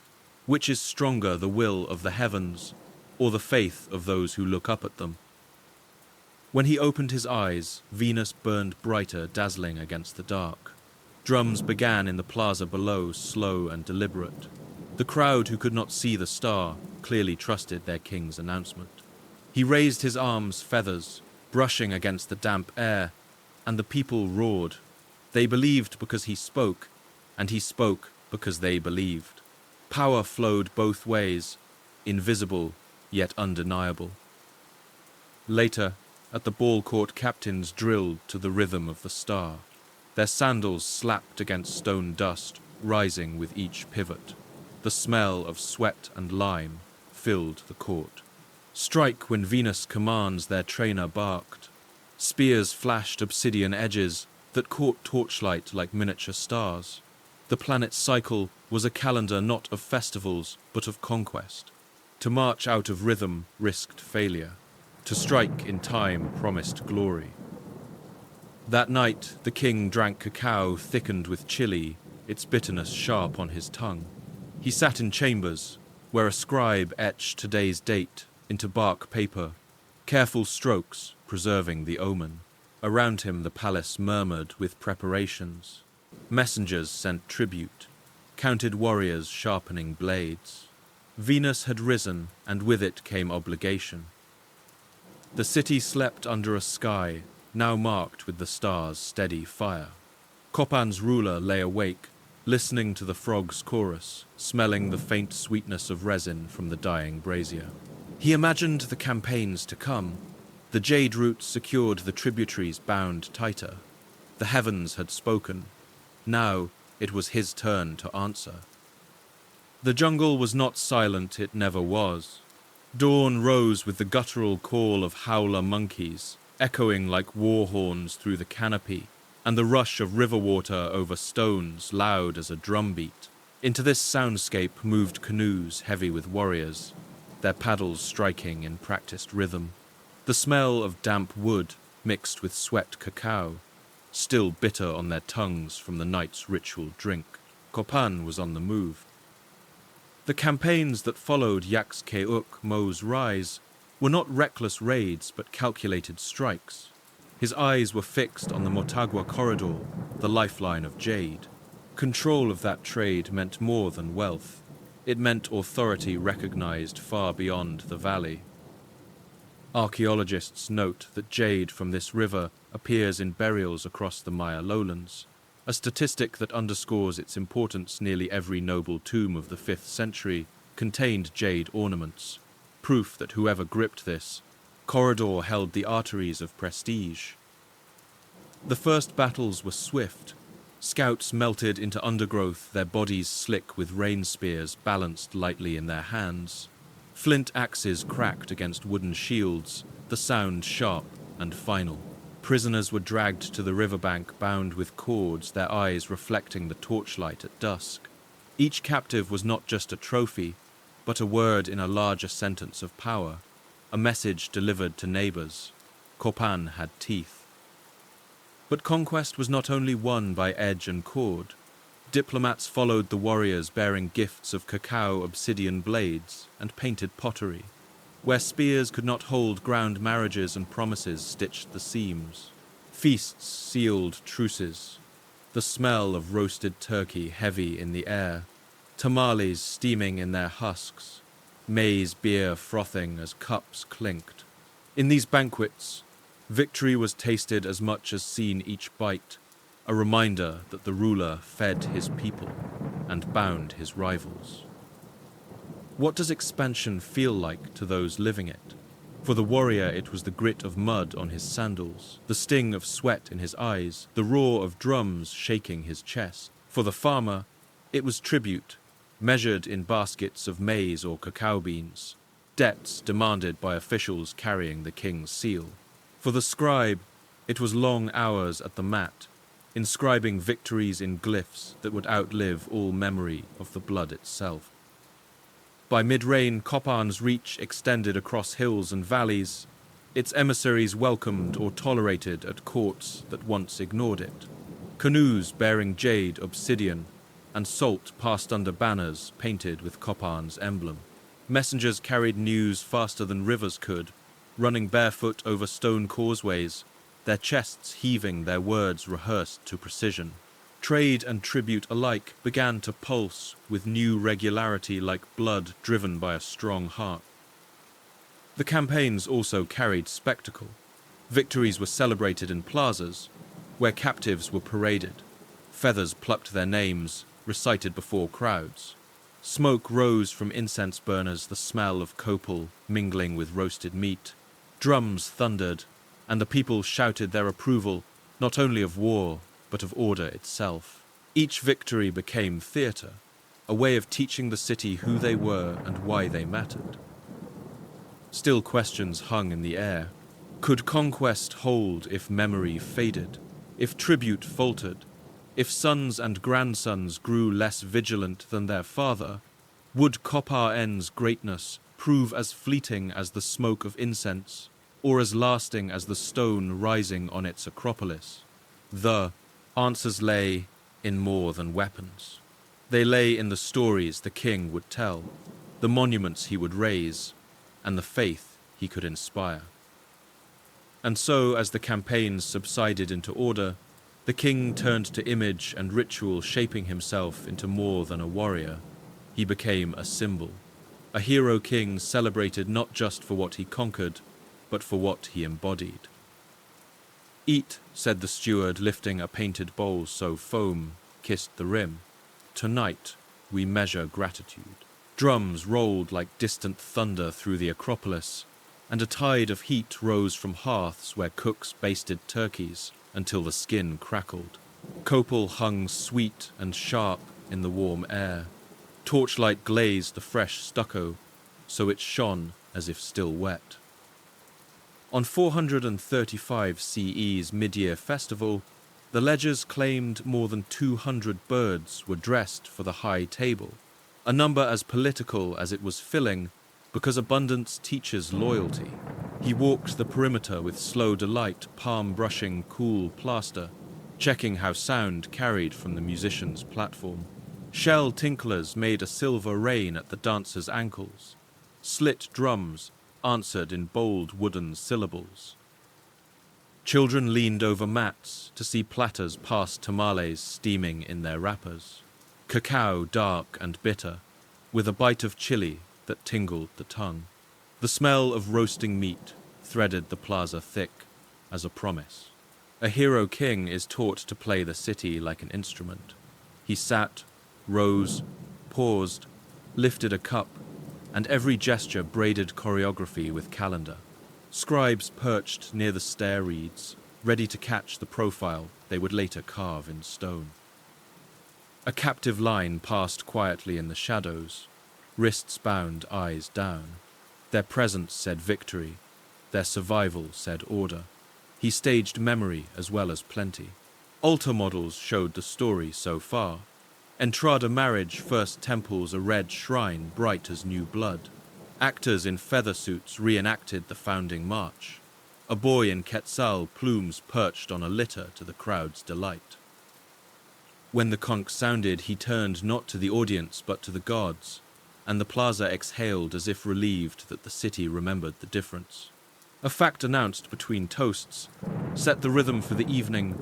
The next cartoon ending would fall in 8 winters, and he meant the stella to be ready.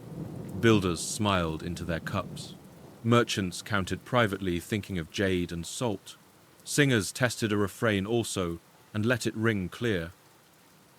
What makes a crowd remember a face after drums fall silent? He believed the answer lived in layered sensation. The feast involved tongue and eye. The procession carried scent and heat. The pageant wrapped ears in measured thunder. When people later spoke of this night, they would taste cacao again, feel lime grit on their fingers, hear the hush before his name. He ensured the memory had edges. A scribe recited the date. A herald listed the gifts. A chorus of boys counted the captives twice, not to gloat, but to nail the arithmetic into public recall. Statistics without theatre are cold. Theatre without count dissolves by dawn. He gave both, and more. Storytellers moved among the mats, repeating an elder's design for the dynasty, 16 rulers to come, each adding a layer. The steward whispered the kitchen's bill, chilies by the basket, maize by the cart, turkeys by the 200, salt enough to silver a courtier's hair. Numbers made the meal weighty, but it was the glow copal in the throat meat, smoke in the nose torchlight, honeying the plaster, that convinced hearts they lived inside a story worth defending. He also rehearsed humility, which is different from doubt. The king knelt to greet elders with hands scarred by years of husking. He tasted a farmer's atoll, coarse and comforting, and thanked him by name. He watched a girl shyly touch a jade bead on his mantle, cool and smooth against her fingertip.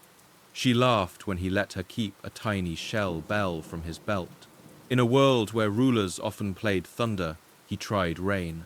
By full dark, the plaza had turned liquid with song. Dancers stamped designs into dust. The flutes climbed over the drums and hung there like stars reluctant to leave. Servants fanned embers, so a last wave of scent drifted through the crowd. Fat, salt, char, sweetness, a recipe for allegiance. He stood at the temple's base and accepted the people's roar as a kind of tax paid willingly, because belonging can be delicious. A boy slipped a tamale to a skinny dog. The steward scolded, then laughed, then handed the dog a second. The king pretended not to see and bit back a smile. Politics may be architecture, he thought, but loyalty often begins with a warm hand and a full mouth. Yet the night's sweetness carried iron. Between courses he stepped aside with his captains and pointed at a map chalked on stucco ferries to reinforce shrines, to endow roads that needed causeways before the rains. Gifts for Quirigua, a workshop to shape a royal effigy from red stone, a plaza expansion to hold the next crowd. Pageantry was never idle bloom. It was the vine signaling where the roots should drink. When the final conch note faded, he spoke softly enough that people leaned forward. He promised a stela tall as a tree, and temples whose stairways would outlast the names of the masons. He promised a son taught to count both stars and sacks of maize. He promised that the city's voice would be louder next year, and gentler too. Then he closed his eyes, and let the cup cool against his lip until the noise returned and lifted him. The steward found him later on the edge of the crowd, shoes powdered with lime hands, smelling of copal and roasted skin. "It is enough," the man asked. The king smiled. Enough is a tomorrow word. Tonight was the rehearsal for memory. Tomorrow would be the audit. He looked toward the palace where lamplight trembled in a chamber set aside for scribes and plans, and toward the nursery where a child slept in the prudent dark. A hero king must become an ancestor before he becomes a legend. To cross that distance, feasts were only the beginning. He would need a successor who could make the city hum without his breath, a voice that could carry the tune he had taught. He sat in a quiet chamber, away from the din of drums and the scent of feasts, his hand resting on bark paper, covered in neat glyphs. The air smelled of honey salve, faint and soothing, used on the joints of his fingers, where years of ritual cuts had left small scars. Outside the city, hummed with routine stonecutters, tapping women, grinding maize, children laughing in the plaza. But here, the sound was subdued. This was not a room for spectacle. It was a room for continuity. The boy sat cross-legged before him, back straight, eyes wide, with both reverence and curiosity. This was his son, the heir later remembered as ruler too. In Copán's inscriptions, the line runs seamlessly from father to son, but in this moment the line was fragile, a thread being knotted by hand. The king lifted a reed pen dipped in black pigment and guided the boy's hand to trace a date. Numbers were more than record. They were the breath of kingship. To count well was to rule well. He tested the boy's memory of omens. When Venus rises as morning star, he asked, "What do we prepare for?" The boy answered softly, "War," then with hesitation. "But war delayed if the maize is still young." The king nodded, pleased. He reached out, touched the child's hair, soft and smelling faintly of smoke from the hearth. How much of his own training had been pain and fear, and how much could he temper for his heir without weakening him? Was strength inherited or taught? Statistics made the urgency clear. His reign had lasted 11 years, from 426 to 437 CE. 11 years is short for a dynasty meant to last centuries. The transition had to be seamless. If the boy faltered, rivals would remember their hesitation, rebellions would smolder again, and Copán's great gamble would collapse. Could a city so newly built endure the shock of succession? He led the boy to the Acropolis at dusk, when the sky glowed violet and bats flitted overhead. The fresh plaster of the temples cooled under their hands as they walked. "These stones are yours," the father said quietly. "They are heavy, and they will ask you for blood." The boy pressed his palm against the wall, the stucco leaving a faint white dust on his skin. He looked up at his father, both frightened and determined. In the plaza, captains knelt to swear loyalty, not only to the king, but to the child beside him. Their shields thudded against their thighs, a chorus of obedience. The boy's eyes widened at the sound, and he flinched when the captives were paraded their cords, pulling taut against raw wrists. His father placed a steadying hand on his shoulder. "You must look," he whispered. "To turn away is to let others write the story without you." The Lady of Copán, ever composed, wove her own lessons in quieter tones. She taught him the diplomacy of the mat, how to serve cacao with humility, how to accept tribute without arrogance, how to make silence heavier than words.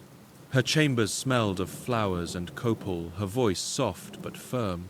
If his father taught him thunder, she taught him rain. What then makes a successor truly ready? Is it the rituals they endure, the glyphs they master, the enemies they face, or the way they stand when the crowd watches, waiting for certainty? The question weighed on every parent in the dynasty, but never more heavily than on the founder who knew how fragile his creation still was. By the end of 437 CE, preparations were complete. The boy had been presented at festivals, his name spoken by heralds, his face noted by scribes. He was no longer just a child. He was the future carried in public memory.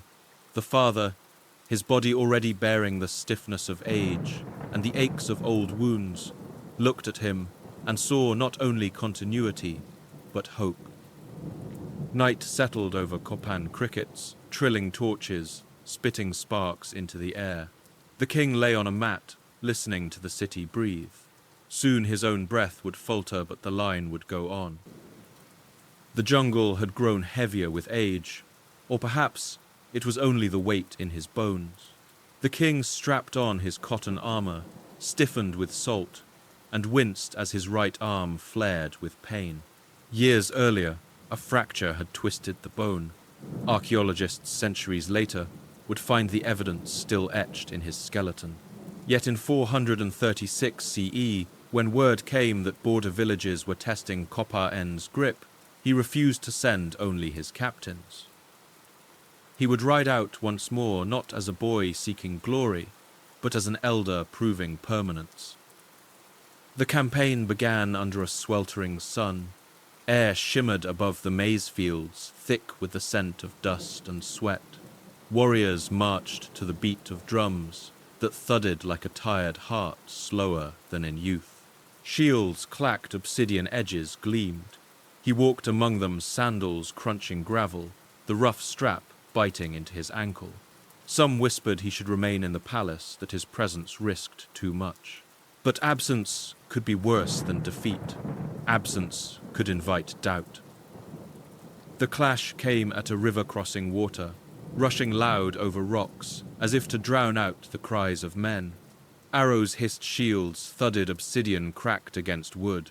He lifted his weapon and felt the familiar surge, though dulled now by stiffness in his shoulder. His shield absorbed a blow that reverberated through bone, and he staggered. A captain steadied him, the man's hand firm and hot against his back. For a moment the king smelled blood, not his own this time, but sharp and metallic in the humid air mingling with the musk of wet earth. Was this battle truly necessary, or was it theatre staged to remind allies and enemies that the founder still breathed, still bled, still commanded? The question flickered even as he pressed forward. To his people, presence meant order. To his enemies, the sight of an aging ruler still wielding a spear was a warning. Copán's roots were not shallow. By dusk, the rebels were broken. Captives knelt in mud water, dripping from their hair, wrists bound. The air reeked of smoke from torches and the char of burned huts. He stood over them, chest-heaving vision, swimming yet unyielding. The victory was smaller than those of his youth, but no less vital. It was a statement carved not in stone but in action. The founder still defended his creation. That night the camp was restless. The croak of frogs mixed with the crackle of firewood damp from rain. He sat apart, arm-throbbing, sipping maize beer thin and sour, its taste more necessity than pleasure. Around him men whispered stories of past victories, some embroidered, some true. He let them speak. Memory was a shield as strong as any armor. Statistically, his reign had spanned 11 years, a modest span by dynastic standards, but enough to anchor a lineage that would last nearly 4 centuries. He knew time was running short. His body ached with the certainty. Every cough, every pang in his joints reminded him that campaigns would soon belong to others. But he had given Copán its start, and that mattered more than personal pain. As dawn broke over the river mist, rising like a white curtain, he looked across the valley he had claimed. The temples stood proud, their stucco catching first light crimson paint glowing faintly. Children played in courtyards, their laughter carrying even above the morning birds. He smiled faintly, though his breath caught in his chest. The campaign was done. His body was finished. The mornings grew colder in his bones than in the air. Arthritis gripped his joints so that even rising from the mat required the aid of servants, their hands firm under his elbows. He hissed softly when they touched the old fracture in his right arm. Archaeologists would later confirm the twisted bone healed poorly, but born with a warrior's stubbornness. The palace smelled of honey salve and crushed herbs, attempts to soothe pain that never truly left. Outside, Copán still thrummed. Children shouted in the plaza. Masons chipped at stone, and priests lit braziers heavy with copal smoke. Yet in his chambers, the sound was muffled like distant echoes behind a wall of suffering. His breath came shallow. Sometimes the air carried a metallic taste that made him wonder if blood was rising unseen in his chest.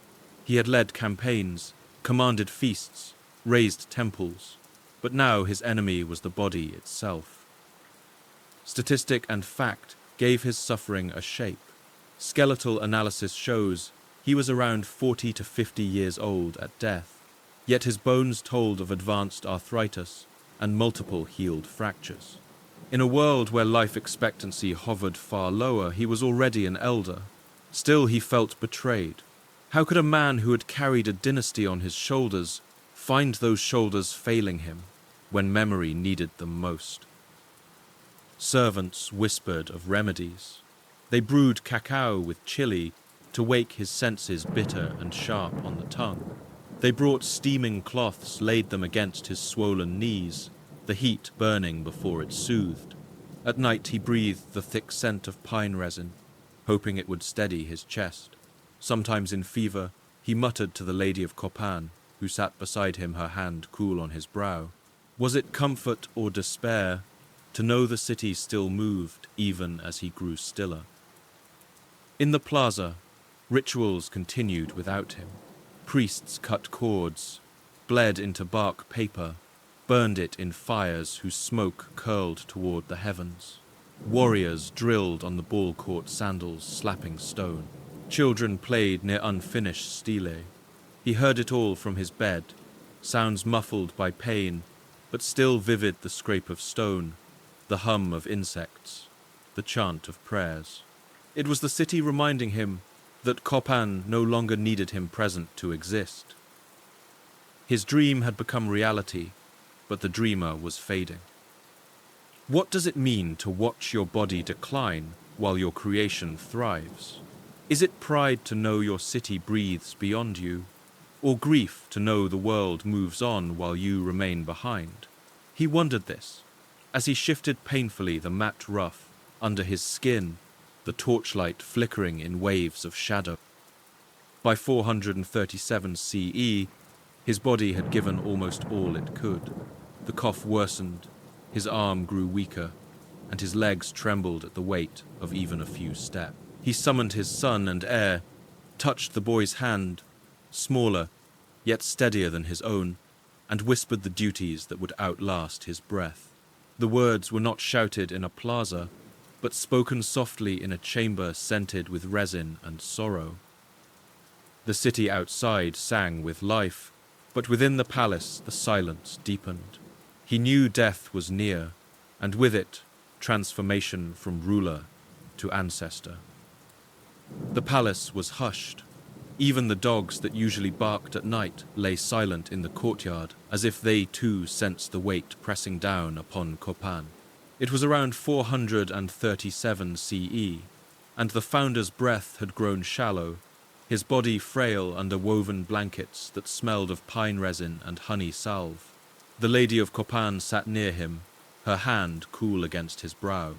Outside the city stirred anxiously, priests feeding copal into braziers, until the air was thick with sweet choking smoke. Drums began slowly, a heartbeat rhythm echoing across the valley. Messengers ran through the streets, whispering news the radiant Quetzalcoatl king was dying. In homes, families pressed ears to the earth, listening as though they might hear the ancestors moving closer.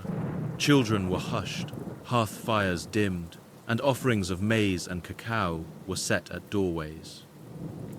Inside, scribes gathered to record the moment. Their reed pens hovered over bark paper, black ink, ready to fix the date. Later stele would mark it clearly, the passing of K'inich Yax K'uk Mo, founder of Copán's dynasty. His reign had lasted 11 years, from 426 to 437 CE, a short span in years, yet long enough to establish a line that would endure for nearly 4 centuries. His breathing slowed, each exhale sounding like a sigh carried by distant wind.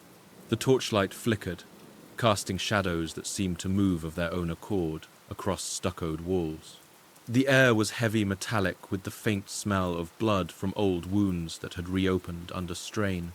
Priests chanted low, their voices vibrating like bees in a hive, names of gods and ancestors woven together. What is death for a king? Is it an ending, or merely a transition into the realm of those who guide from behind the veil to the Maya rulers, became conduits between the living and the divine, even after breath ceased? The question lingered as the chants rose. Did he fear the silence, or did he welcome it as the next stage of kingship? At last his chest stilled, a final exhale faint as the flutter of a bird's wing, and the founder was gone. The lady closed his eyes, her fingers trembling only slightly. A wail rose from the palace, high and piercing, quickly joined by others, until the sound filled the valley, a lament carried on the night air, as haunting as the cry of a macaw at dawn. The city erupted in ritual. Fires were kindled, their smoke thick and acrid, stinging eyes and throats. Conch shells blared long and mournful, echoing off the hills.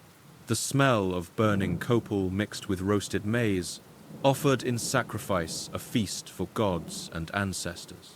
Captives were paraded and slain, their blood dripping onto the plaza stones, believed to accompany the king into the other world. The people wept, but they also sang for mourning and celebration, were bound together in the Maya view of death. The heir, still young, was presented to the crowd. His face was painted, his hand guided to touch his father's diadem. Warriors struck their shields in a thunderous salute, a sound that carried both grief and resolve. The dynasty would not falter. Continuity was the truest offering they could give their founder. In the palace chamber, the body was wrapped in cotton cloths, scented with cacao and marigolds. The smell was overwhelming, sweet, bitter, and pungent all at once. Torches cast long shadows across the mat, where he had lain now empty, its imprint slowly fading. Outside, the night sky glittered with stars, and Venus burned bright, as if saluting the man who had timed wars and rituals to its cycle. The jungle seemed to hold its breath, then released it in a chorus of frogs and cicadas, nature resuming its endless song. The king was dead, the ancestor was born. The cortege wound slowly up the Acropolis, the air thick with incense, so strong it made eyes water. At its center lay the founder's body wrapped in cotton, painted with cinnabar, so his skin glowed red in death as in life. The smell was heavy iron tang of blood offerings, mingling with the sweet choking resin of copal. Conch shells sounded long notes that trembled against the valley walls, and the people followed their sandals, whispering against plaster like the hush of rain. They carried him into the chamber that would later be called the Hunal tomb, cut deep into the Acropolis. The stone was cool and damp to the touch droplets of water sliding down walls, the air smelling faintly of earth and limestone. Torches sputtered their smoke curling against the ceiling, and shadows danced across carvings half hidden in the dim light. Here he would rest not as a man, but as an ancestor, bound to Copán's very foundations. Offerings were laid carefully around him. A jade mask, smooth and cold, was pressed against his face, its green glow catching torchlight like a shard of the sky itself. Quetzal feathers, soft and fragrant, with traces of resin, were arranged over his chest, their emerald sheen meant to carry his soul upward. Obsidian blades, sharp as frozen water, were placed at his side, reminders that even in death he remained a warrior. Painted pottery filled with cacao beans and maize kernels ensured he would never hunger in the other world. Archaeologists in the 1992nd would find these offerings still resting there remarkably intact after 15 centuries. The tomb preserved the moment, like a sealed time capsule testimony to the reverence with which his descendants honored him. The jade, the feathers, the stucco walls still bore the fingerprints of those who had lowered him into the earth. Their grief was preserved in silence. The priests cut cords and bled into bark paper, their chants reverberating in the chamber low and steady. The heir stood nearby, eyes wide the smell of incense, stinging his nose, his small hand gripping a jade bead that once belonged to his father. The Lady of Copán, veiled and solemn, placed her palm on the cold stone threshold, leaving a faint mark of red pigment. For her, this was both farewell and covenant. The dynasty must live because the founder was now part of the ground itself. What does it mean to bury a man beneath the city he built? Is it reverence, protection, or a demand that the living never forget the weight of their inheritance? The question lingered. As the chamber was sealed, the stone slabs slid into place, with the groan of effort. The torches flickered once more, then were extinguished, plunging the tomb into darkness, where feathers and jade glowed only in imagination. Above ground, the plaza thundered with ritual. Captives were offered their blood feeding the soil. Musicians pounded drums each beat, echoing the heartbeat now stilled. The crowd wept, yet they also chanted his name not as farewell, but as invocation.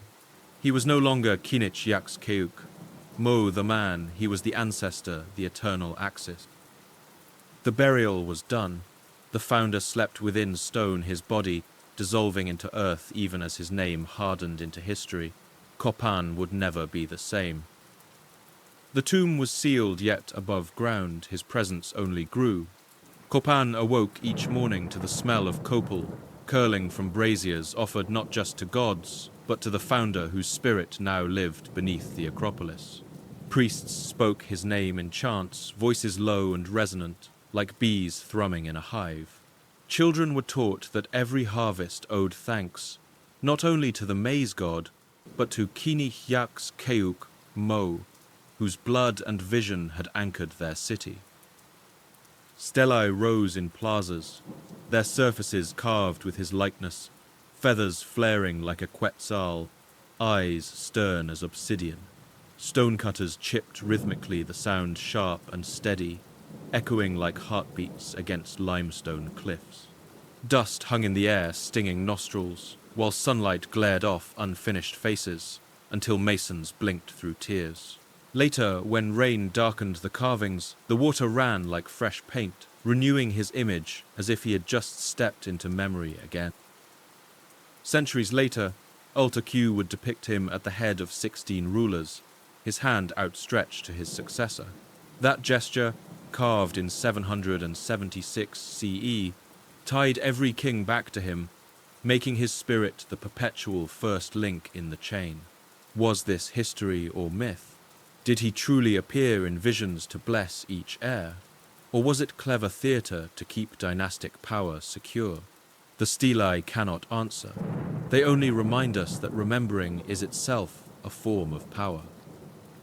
In the plaza, rituals of veneration blurred the line between ancestor and god.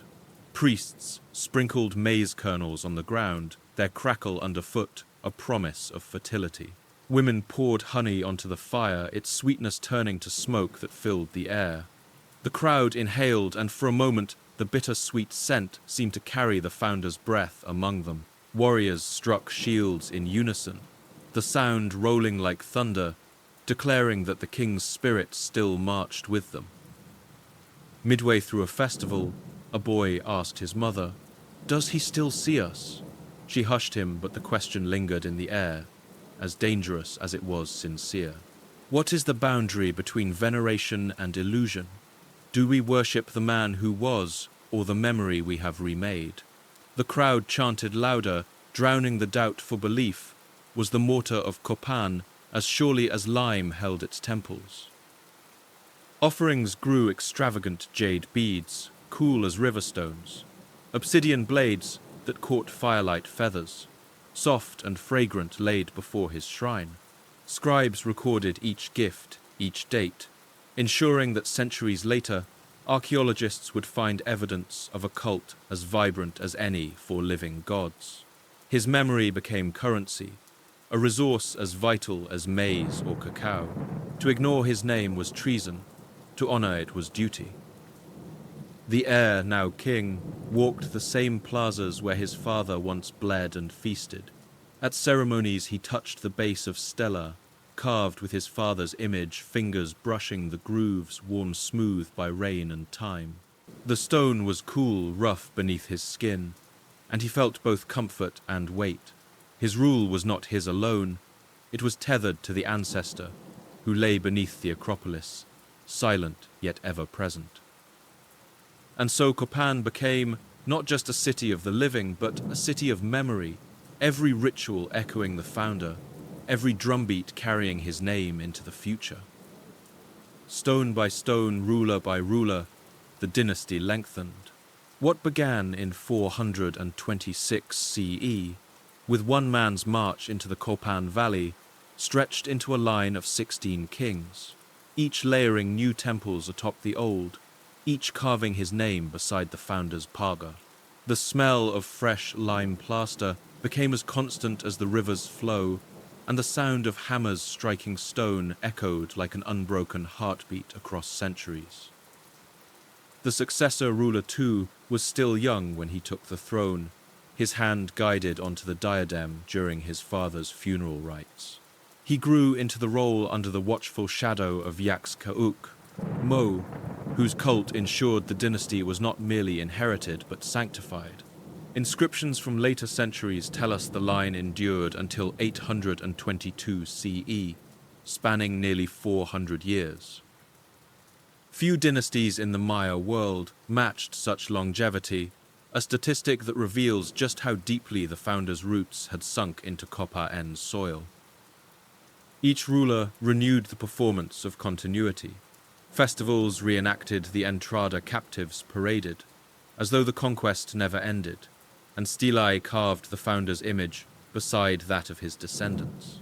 The people were reminded again and again that their city's lifeblood flowed from the first Quetzalcoatl king. Was this devotion or propaganda? Did peasants grinding maize at dawn truly feel his spirit near, or was it the constant weight of ritual that bound their hearts to his memory? The dynasty's endurance was not without strain. Tribute faltered, neighbors tested the borders, and drought crept into the valley. Yet the line held, adapting through diplomacy and spectacle. Marriages tied Copán to distant courts. Temples rose in dazzling layers, burying Rosalila whole, yet preserving it in secret. Priests timed rituals to Venus and eclipses, ensuring each new ruler's reign appeared written in the sky. The founder's story was retold, with each generation growing more mythic, less mortal. At the heart of this endurance was architecture. Each ruler added a layer to the Acropolis, a palimpsest of power. The smell of burning copal never left the air rising with every new dedication. Children grew up watching stelae raise their surfaces, painted in bright reds and blues that gleamed under the sun before fading to stone grey. The dynasty trained its citizens not only to obey, but to remember to feel continuity in the very stones beneath their feet. What sustains a dynasty across centuries? Is it bloodline ritual fear, or the simple human need to believe in continuity against the chaos of time? The question hovered with every coronation, every offering, every whispered prayer. By the time of Alta Q in 776, CE scribes would record all 16 rulers in a single image, Yax K'uk Mo, handing the scepter to the last in line.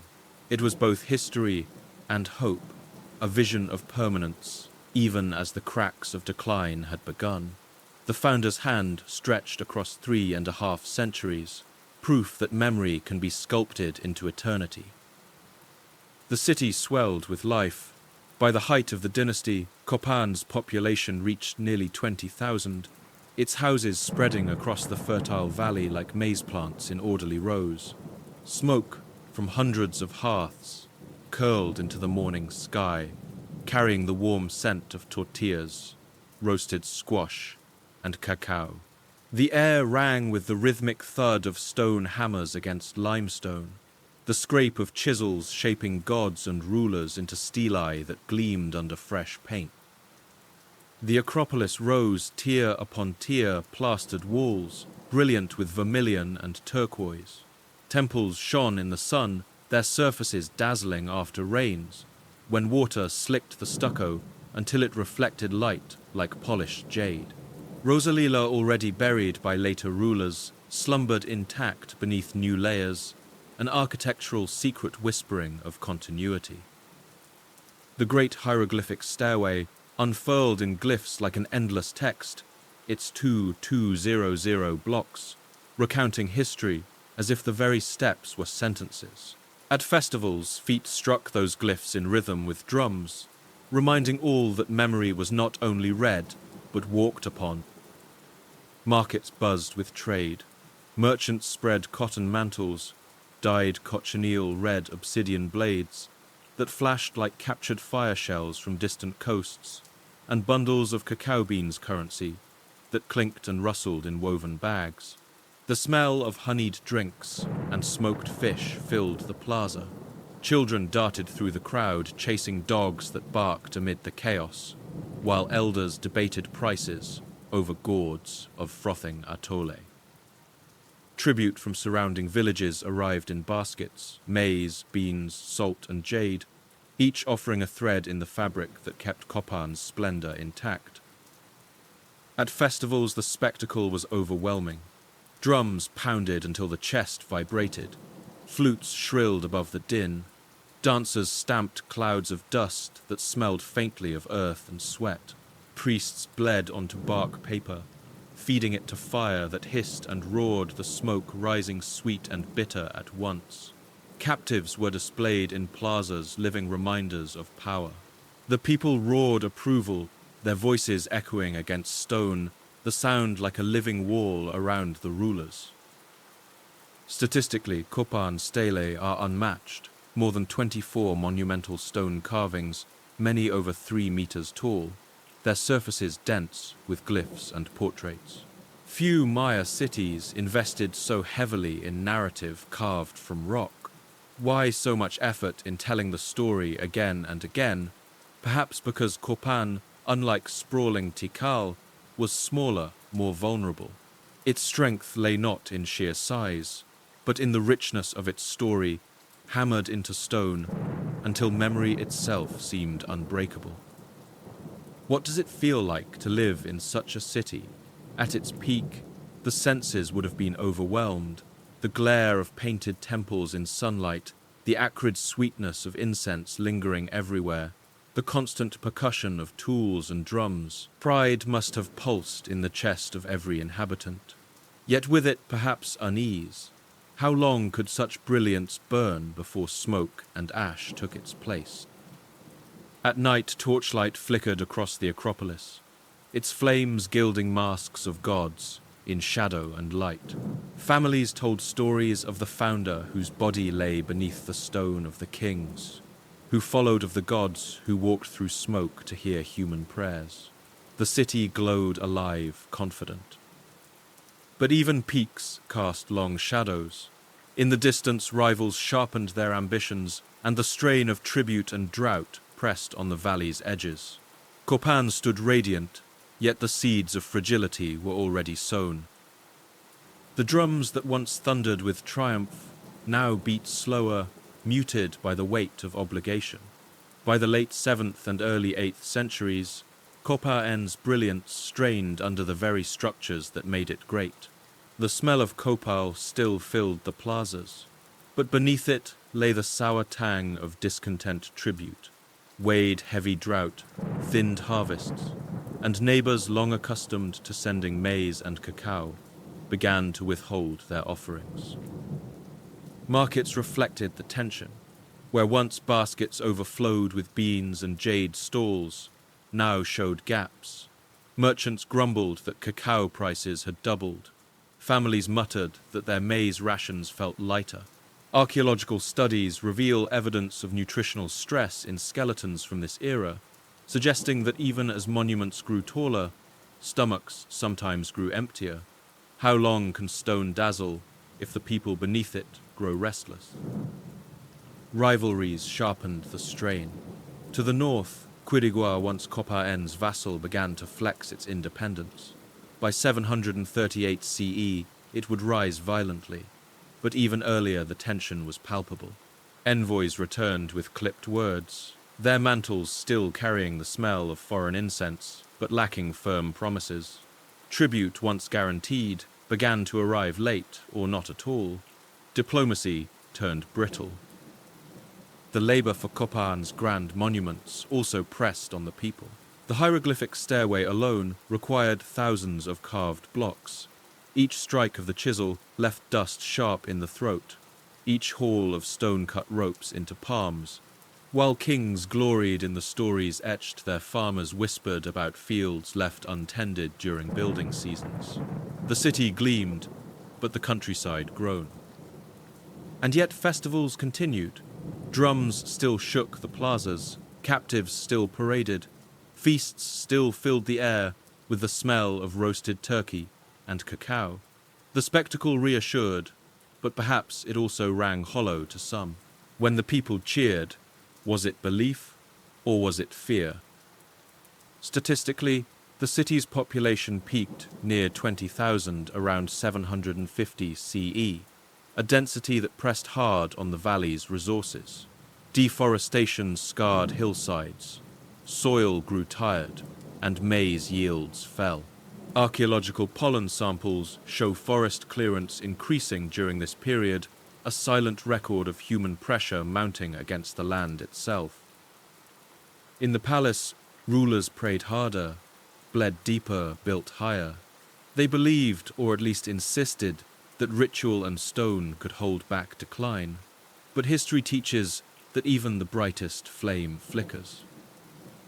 At night, torchlight still gleamed on stelae, but the cracks in plaster whispered louder. The question hovered in every household, whether spoken or not. Could Copán endure the weight of its own greatness? The morning of May 3738 CE broke warm and humid, the sky low with grey clouds that carried the smell of rain. In Copán's plazas, the drums beat uneasily, for news had spread fast. Quirigua, once a tributary and ally, had turned predator. Its lord K'ak, Teotihuacan Yopat, had struck at the very heart of the dynasty. The king of Copán Uasaklayun Uba Kawil, known to us as 18 Rabbit, was captured in battle. No incense could mask the shock that rolled through the valley. This was no ordinary skirmish. For centuries, Copán had claimed dominance over Quirigua, its jade-rich neighbor on the Motagua. Tribute flowed down river jade beads, clinking in baskets, feathers rustling in bundles, proof that the founder's vision still held sway. But ambition does not remain quiet. Quirigua, emboldened by alliances, possibly even whispers of support from Calakmul Tikal's great rival, seized the chance to break free. Archaeological evidence records the event with chilling clarity. Stela E at Quirigua, one of the tallest ever raised, at over 35 feet, commemorates the victory. Its date, inscribed in stone, freezes the humiliation of Copán. A statistic that cuts like obsidian. Never before had Copán's king been captured by a subordinate. What had been a dynasty's unshakable aura now cracked in a single morning. The execution was swift and theatrical. The 18 Rabbit was decapitated in Quirigua's plaza. His blood spilled into earth that smelled of wet stone and smoke. The sound of the axe rang sharp, a single note of finality. To Quirigua, it was sacrifice to the gods. To Copán, it was catastrophe. Imagine the silence in Copán's Acropolis that day, the torches guttering the people holding their breath, waiting for news they already feared. What does it mean when a dynasty built on divine kingship loses its god-king in defeat? Can belief survive when the sacred body is cut down by former subjects? Or does faith fracture, leaving only the smoke of doubt? The question hung over Copán, as heavy as the rain clouds pressing down on the valley. The aftermath was staggering. Quirigua, once the smaller neighbor, grew rich and powerful, its monuments swelling in size and number. Copán, though it endured, never again reached the same confidence. Its rulers struggled to restore authority, raising stelae, hosting feasts, pouring incense, but the wound was visible. The people remembered, and memory is not easily plastered over with stucco.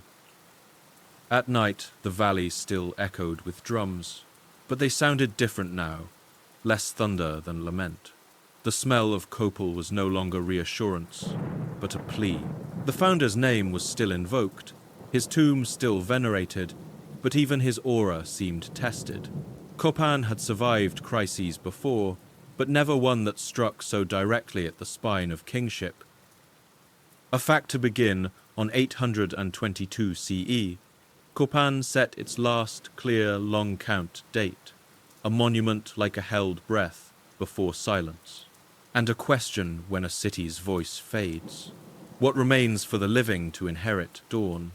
Light slid across carved faces, as if reluctant to leave them. Cicadas whirred, like 1,000 tiny gears in the trees. The air smelled of wet limestone after night mist, mineral and cool, and the stair treads felt slick under a palm stone, sweating in the heat. Priests still burned copal sweet and throat-stinging, but the crowds had thinned. Markets murmured rather than roared. The dynasty that began with one man's march now trembled at its last steps. Decline rarely arrives as a single blow. It comes as thinner soup and later deliveries as hushed arguments at the grinding stone, as hills shaved bare for fuel until rains run muddy and take the soil with them. Causeways cracked, then were mended, then ignored. A scribe who once etched royal verbs in firm curves now cut them smaller to save space. The sound of chisels once Copán's heartbeat skipped and stuttered. People still tasted cacao on feast days, bitter and hot, but more often atoles stretched further thin and smoky from hastily dried wood. In doorways you could smell damp that never fully left. Yet memory persisted. Children were taught to run their fingers along the grooves of stelae to feel the raised contours of ancestors and gods. Rough grit caught at their skin. Their laughter rang against the Acropolis, and then died in the open air too quickly. Farmers left offerings at Rosalila's buried heart. They would never see, confident the red shrine still glowed in the dark. The founder's name spoken over fields sounded both near and impossibly ancient. If a city endures in touch and breath, Copán tried to endure in that register longer than most. What at the end does a city owe its dead, and what do the dead owe the living, who can no longer afford incense? By the 9th century's closing curve, the valley's houses emptied like a tide going out. We cannot fix the hour when the last formal rite was sung, only that feet stopped polishing stair centers and weeds claimed the edges. The smell of copal thinned to memory. Lizards sunned on abandoned thresholds. Bats nested where singers had stood. A dog say padded through the great plaza at noon dust, lifting in lazy spirals no drum to shake it down. Silence, which in earlier days marked sacred attention, became ordinary. The founder slept under all of it, the city's decline, a slow blanket laid across his stone. Centuries later, the jungle wrote its own glyphs across the ruin. Fig roots pried stairways apart with patient fingers. Rain whispered down and pooled in cupped hieroglyphs until algae painted them a new green. But stone remembers what people forget. In 1839, John Lloyd Stevens and Frederick Catherwood hacked through the leaf-glossed world to find the plaza sleeping in light, and their drawings caught masks and curls as if they had only blinked. A century on, Alfred Maudslay's photographs salted time with silver. Later, Tatiana Proskuriakov read history where others saw only art, and each new hand brushed more dust from the founder's story. Rediscovery has its own incense-damp paper oil, the faint acid of developing fluid, the tang of sharp pencils. Some legacies are administrative, some architectural, some atmospheric. Yax K'uk Mo left all three. A royal machine that ran for nearly 4 centuries. A layered acropolis whose buried core Rosalila survived intact like a kept oath, and a sense even now that the place hums when late light turns glyphs to honey. In 1980, Copán became a UNESCO World Heritage Site, a modern benediction stamped after long neglect. Tourists arrive with bottled water and soft shoes. Local guides speak of quetzals and calendars of jade roots and Venus, and of a founder whose bones, tested by arthritis and war, still anchor the story. I have all along tried to keep faith with texture and time, the way copal bites the nose, how fresh stucco chills the palm, how cacao's bitterness steadies a ruler before speech.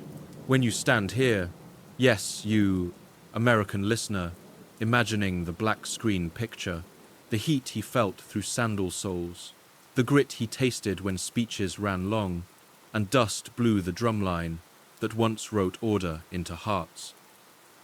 Run your thumb along a glyph if the guards allow. Let stone rasp a small memory into your skin. Light will change the faces as clouds pass. Frogs will start up in the evening, like old engines catching. You will feel watched, not by threat, but by continuity. Statistics and dates mattered to him because they bridged sky and duty. They still matter because they pin our dreams to evidence. 426 CE he took the throne. 437 CE he died.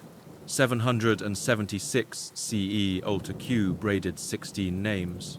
822 CE, the last count rang like a bell you hear long after it struck.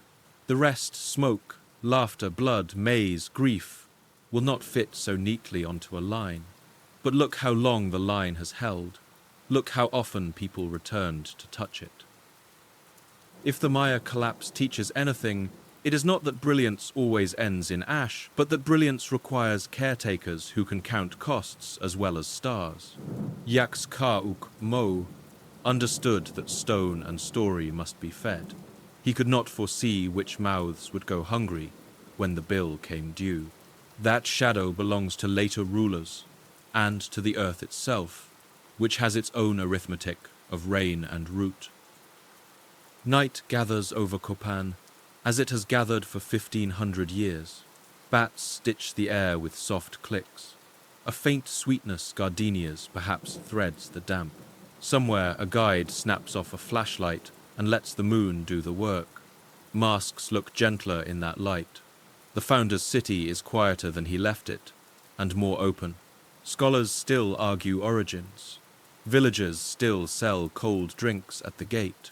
A child traces a spiral with a forefinger and asks what it means.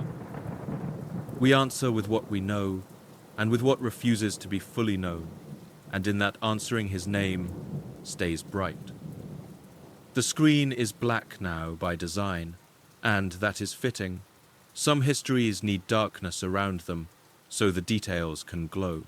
If you breathe slowly, you may smell the copal again, may taste a hint of bitter chocolate on your tongue, may hear the roll of a drum that is partly rain.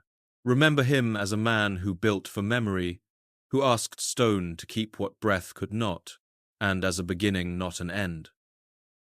Here at the edge of ruin and reading, we leave him where he asked to be left beneath the steps inside the story alive, whenever anyone walks and counts.